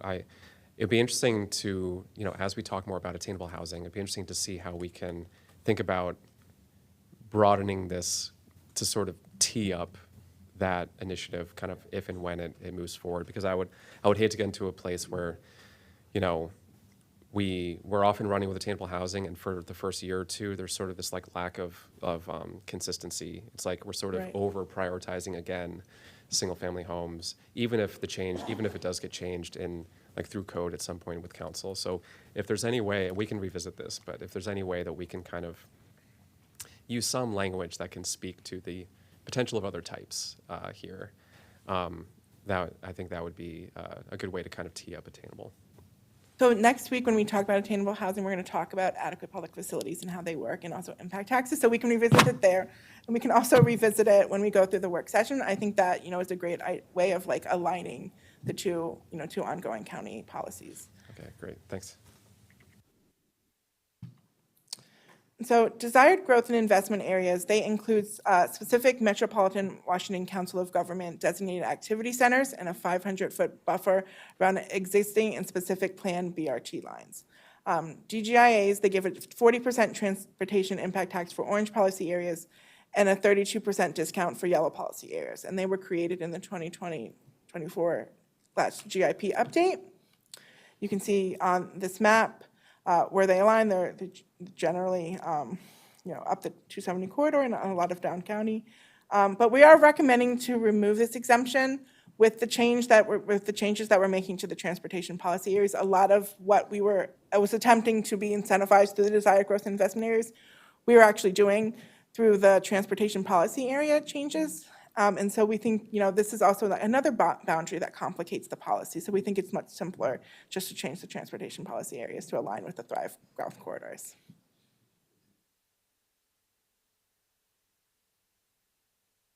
And so currently a 3-bedroom multifamily dwelling unit in an infill impact area, which is for schools, pays an impact taxes at 40% of the otherwise applicable rate. They pay the full transportation impact taxes. And the county has really prioritized these types of units in the past, designing more family-friendly units, especially in high-rise buildings. And according to CoStar, only around 900 3-bedroom units have been built since 2013, or only about 4% of all of our rental units. And Thrive Montgomery, again, trying to align these policy, recommends enacting policies that encourage the production of housing units in multifamily buildings that are suitable for larger family-sized households, and this will help increase the amount and variety of housing in the county. So our recommendation is to modify the exemption to fully waive impact taxes for transportation in schools for 3-bedroom or more units in the multifamily structure. So this should say 3-bedroom or more. So if they build 4-bedroom, they would get the exemption too. And then currently office to residential conversions, they get a credit for their office use against their new residential impact taxes. The county, as we know, has a pretty high vacancy rate, and converting office to residential, it's difficult and it's often really expensive. We're recommending that given the high office vacancy rate in the county and how expensive it is to convert, that we exempt office to residential conversions from impact taxes. All right, and then bioscience impact taxes are currently set to 0. And this, as we know, this sector is really important to the economic vitality of the county, and we want to continue exempting bioscience projects. We actually want to add the exemption to code so it continues through. All right, and then the county code permits developers to receive transportation impact tax credits for construction transportation improvements that reduce traffic demand or increase transportation capacity. However, unclear and conflicting definitions in the code can create confusion during the development process. In practice, only improvements enhancing regional transportation capacity receive credit. Improvement along state highways are ineligible for tax credits. We're recommending to update the county code to provide more clarity and allow credit for improvements along state roadways. And then opportunity zones, they're economically distressed communities where private investment may be eligible for capital gain tax incentives. In 2022, in the 2020 GIP, an exemption was added that allows projects in opportunity zones to have their school and transportation impact taxes fully exempted. And we are recommending to carry that language through and to have that, but given that the program is expected to expire, the opportunity zone program is expected to expire, planning staff recommends adding legacy language to allow planning board approved projects that have not yet received building permits to continue to receive their impact tax exemption. And this is similar to what we do for former enterprise zones. So if the enterprise zone designation expired, there's legacy language in the code that lets them carry on and receive the impact tax exemption. And that's just for approved projects, not future project within that Right, area. correct. Okay, gotcha. And I'm not gonna, we're gonna save this for the work session, but there are a lot of exemptions or discounts in the county code that we're not recommending to change. And we're gonna walk through all of them with the planning board during the impact tax work session, but I just wanted to highlight, there are, existing exemptions and waivers for things like affordable housing, current enterprise zones that we're recommending keeping, but we'll walk through all of them with the board. And that wraps it up. So just to go over project schedule. Can you, before you go? Sure, I have a I'm sorry. question on impact tax. For my sake, and I think it is important that we understand that when you do the calculations for the impact tax for transportation and school, I like to know that what is taken into account that when we do the calculation for UPP and also for off-site, there is no redundancy. Because I get a lot of complaint that why do we have to pay both of these? And I really cannot intelligently be able to distinguish these from each other. So if there is the formula or if it is a nice way to explain, if they come and ask me that, probably a lot of people have these questions also, that why they have to pay both and why there is no redundancy in doing that. Sure, we can be prepared when we come back from the work session to discuss, how the impact taxes are calculated, how the UPPs are calculated, what goes into, the calculation. And the same thing for transportation. Yeah, I and have for one more thing. Sure. As a park person, I should, I have to say this. I know that we have always discussed it. When we have the public, that is for the public, for adequacy of public facilities, we talk about everything except parks. I understand that you say there are other measures that we take care of public parks. But I think that this GIP document needs a section, at least give credit that public parks are part of the public facilities that are being impacted by development, okay?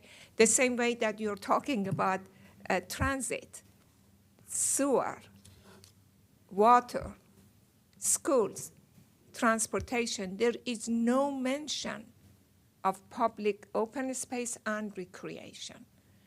I think that we could just add a section that how we account to make sure that when new development comes in, there are adequacies and how we measure it and how we, I know that they pay PEEP for the Bethesda, for Silver Spring, they pay other things. They do their own open space, okay? They do their own recreation, but these are for their specific part, but we don't look overall, especially now that we're gonna have all of this multifamily building that coming and we are trying to have dense. How do we make sure that the public park that we have there and open space and recreation is enough for the communities as a whole?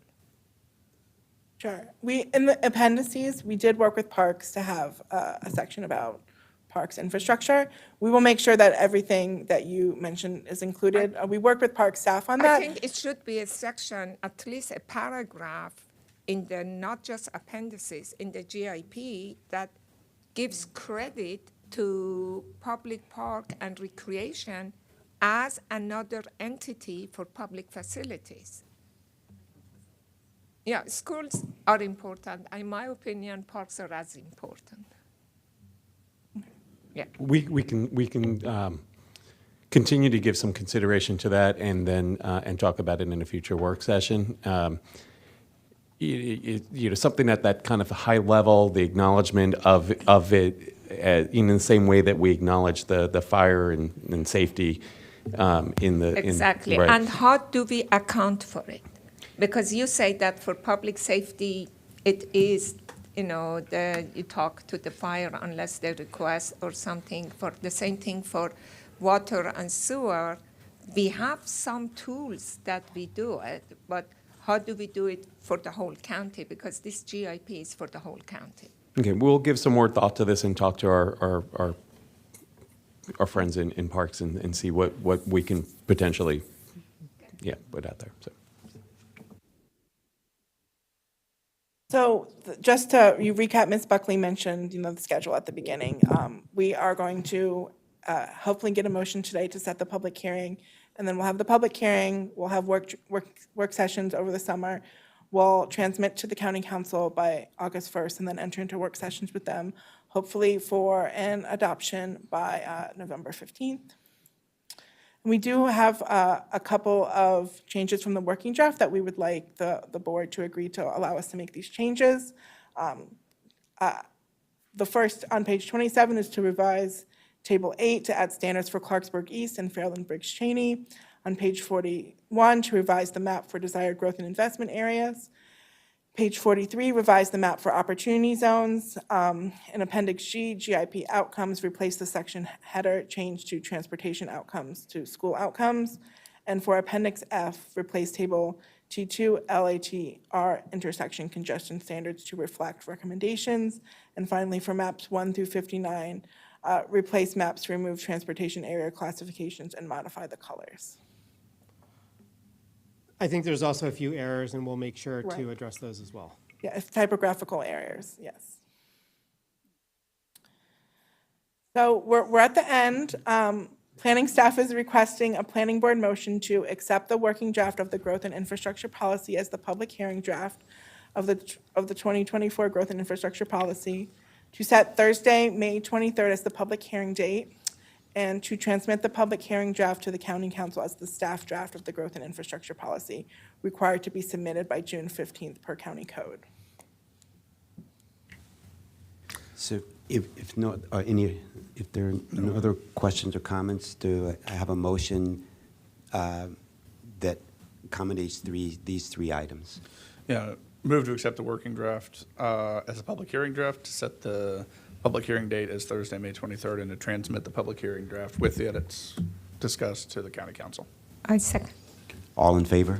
Aye. Aye. Aye. The ayes have it, 5-0. Thank you so much for bringing us up to speed on this, and it definitely, you guys have done a lot of work, a lot on the technical side and other ways, and so we really appreciate that and look forward to the public hearing and then to the working draft, to the work session. So thank you so much.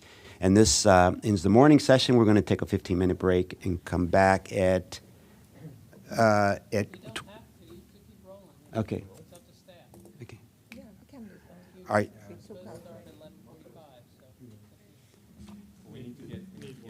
Okay. Yeah, okay. We'll take a 10-minute break and then come back at noon. Thank you so much.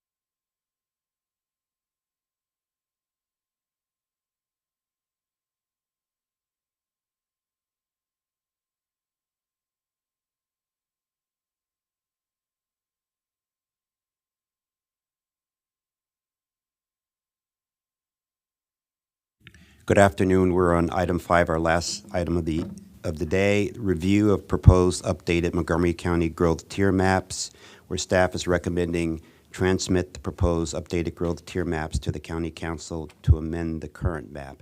And we have from the planning department, Mr. Mark Zimborski and Chris McGovern, and with DEP, we have Alan Sukup. So welcome, and we look forward to your presentation. Thank you. Good afternoon. For the record, Mark Zimborski, Countywide Planning and Policy Division. The item before you is a proposed update to the county's growth tiers map. In 2012, the state passed the Sustainable Growth and Agricultural Preservation Act, which was subsequently signed into law. And the law required local jurisdictions to adopt growth tiers. The purpose of the growth tiers is to limit the number of new subdivisions on septic fields, protect agriculture, control growth in rural areas, promote growth in areas that have adequate infrastructure, and reduce nitrogen pollution from septic systems. In that same year, planning staff created a growth tiers map, which was adopted through an amendment to the subdivision regulations. The growth tiers map is not a sewer accessibility indicator, nor does it influence or control the sewer service planning process and designation of service area categories. The tiers are determined by the sewer categories at the time of map preparation as they relate to the tiers mapping criteria established by the state in the state law.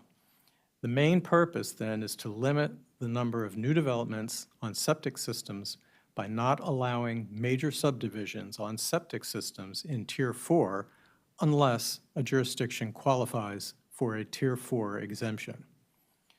It also prohibits approval of any subdivision on septic within Tier 1 and any major subdivision, 8 or more residential units, on septic in Tier 2.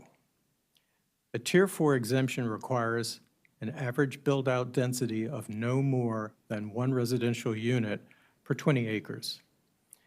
In 2012, the county applied for and received a Tier 4 exemption at a calculated build-out residential density of 1 residential unit per 22.4 acres.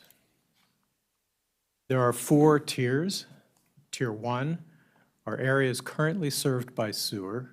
Tier 2, areas planned for sewer. Tier 3, large lot development and rural villages on septic systems. And Tier 4, preservation and conservation areas.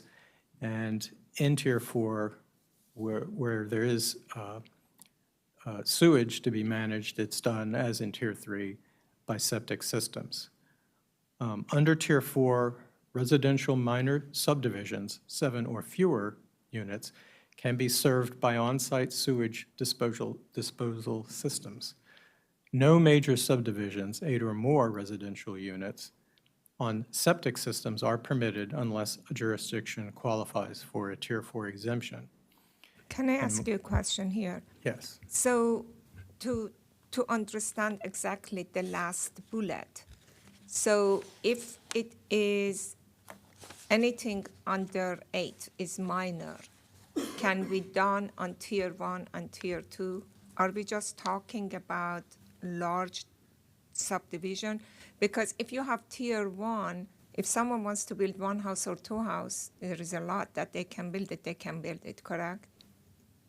Yes, Or- but not on septic.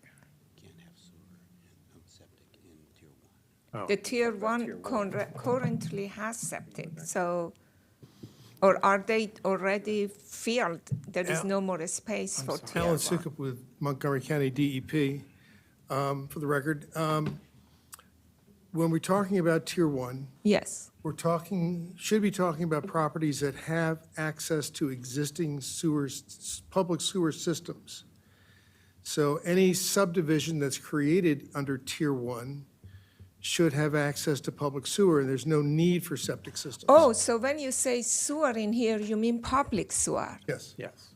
Oh, I didn't get that. That's why I was confused. I thought that you were talking about, and so these are number 1 and number 2 is public sewer. And then number 3 is this, okay. So when you say sewer, I thought you were talking about all septic system. That's what, okay. No wonder I was confused. So Montgomery County's current Tier 4 exemption allows the county to approve major subdivisions on septic systems in Tier 4.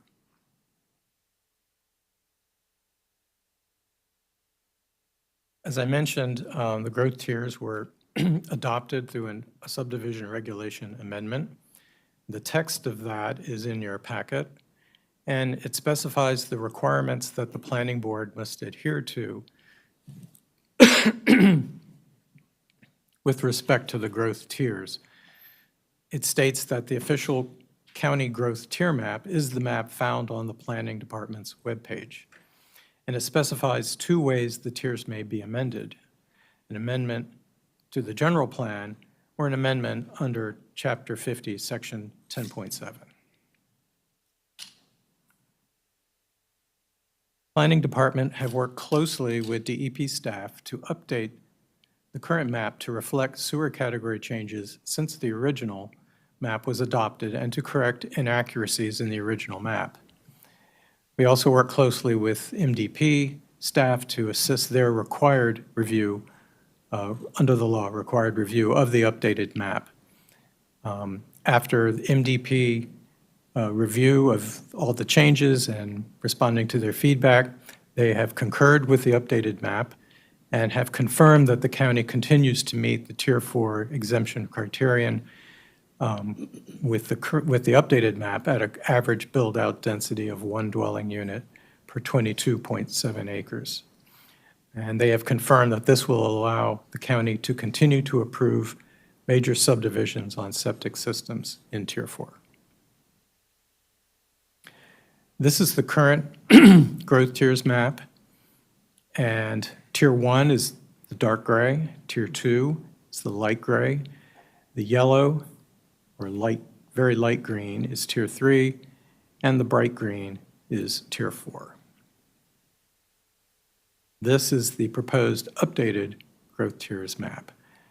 And if I toggle back and forth, you can see, well, anyway, we have an app that can show you a lot more. Can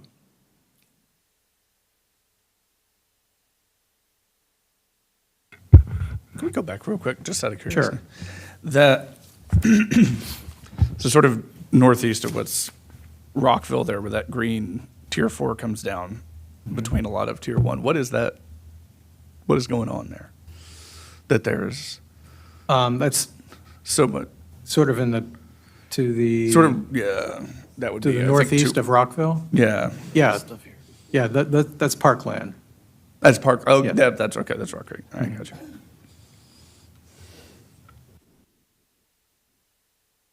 This table presents an acreage comparison between the current and proposed updated maps, and showing the changes in acreages in the tiers from one map to another. And there are changes, and it's due to a number of factors. The current sewer category map that we used to prepare the updated map provides much better information on which to base tier mapping decisions than the previous sewer category maps. And for example, some current Tier 1 areas do not have sewer and were thus taken out of Tier 1. There were also a great deal of unclassified slivers and gaps in the old categories map that were corrected in the updated tiers map. And there were misclassified rights-of-way that were reclassified into the correct tier. For example, there were Tier 2 areas in which the rights-of-way were classified as Tier 1. So we converted those Tier 1 rights-of-way within those Tier 2 areas into Tier 2. So that accounts for the changes in the acreages. Amending the growth tiers map under Section 5010.7 will require the council to schedule a public hearing, a work session, and to approve the updated map.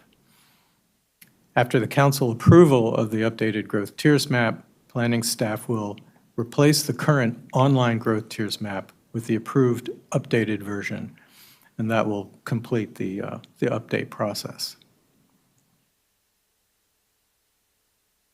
Staff recommendation is that the planning board transmit the proposed updated growth tiers map to the county council with a recommendation to amend the current growth tiers map under Section 5010.7 as provided for by the subdivision regulations that pertain to the growth tiers map.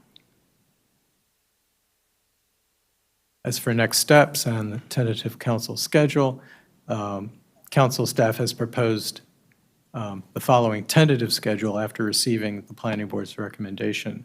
So by May 17th, the planning board recommendation would go to the council for a May 23rd introduction and public hearing announcement, followed by a July 9th public hearing, July 22nd PHP committee meeting, followed by July 30th council action. And council staff usually requests 2 weeks between committee and action so they can get the packet out. If for some reason major changes are needed, then council action will need to be pushed to the first date in September. And we do have an app. If you want to see that, the app that shows the more detail of the changes. Yeah, you Yeah. can zoom in and you can see some of the exact changes if you want to take a look. So I'm just wondering that how this tier, so you put this tier map online. So if someone has a property, they just put the address and see which tier they are? Yes. And is that something that anytime a development comes, you guys check to see which tier they are, or you know it by heart? What is what? I don't know. The current map from 2012 is in MC Atlas, and like other layers, people will refer to it. I believe, though, it's probably on our regulatory staff to review that Yeah. when they look at a proposal. But presumably, the proposal will come in according to what tier they're in to begin with. Okay, thank you. So I have a couple of questions. So this is essentially you're updating your as-built. Is that, I mean, it's sort of like this is an as-built map of where, you know, there's category 1, 2, and 3, and 4, and then that where you're losing, well, in the tier 1, we're reduced by 5,801 acres because in actuality, when you went back or resurveyed or whatever, there was no sewer there, right? They're just, meaning that, you know. In many cases, there wasn't, but in other cases, there were misclassified rights-of-way in other tiers that had to be taken out of, reclassified from Tier 1 into the correct tier. And so there was, in the former, there was no sewer there because there's some rule that you had to be within a certain distance of a certain sewer lines, and you weren't, so then therefore it was classified no sewer? I'm just trying to, Yes, as someone who's been dealing with sewer category maps for a very long time, the old sewer category maps that were part of our plan, in those maps, category 1 was shown with a pretty broad brush. And so when we were able to start using geographic information systems, we were able to go in and do a more detailed determination of what should be in category 1, which has access, direct access to public sewer, and what should be in category 3, approved for sewer service but without direct access to sewer mains. That's changed the map a lot. It's made more work for us, but it's changed the map a lot, and it's a lot more accurate than it used to be back in the 80s and 90s. Great. So that's one of the reasons that you see a relatively dramatic shift from Tier 1 to Tier 2. Great. And in the future, if in the 10-year plan, whatever, there's decided that there will be sewer in that area, the next time you do an update, it will be then updated to show Right. that. Every 3 years when we update the map, we go through and we look for Category 3 areas that now have access to public systems. Okay. And we do an internal update, so they're shown as Category 1. Okay, thank you very much. Any other commissioners have comments or questions? If none, is there a motion to, let me just see, to transmit the proposed updated growth tiers map to the county council to amend the current map? Yeah, I'll move to transmit the map to the county council. Seconded? All in favor? Aye. Aye. Aye, the ayes have it, 5-0. Thank you so much. It's always, in this job, learning more and more, so thank you so much. And this ends our board meeting for today. Thanks, everyone.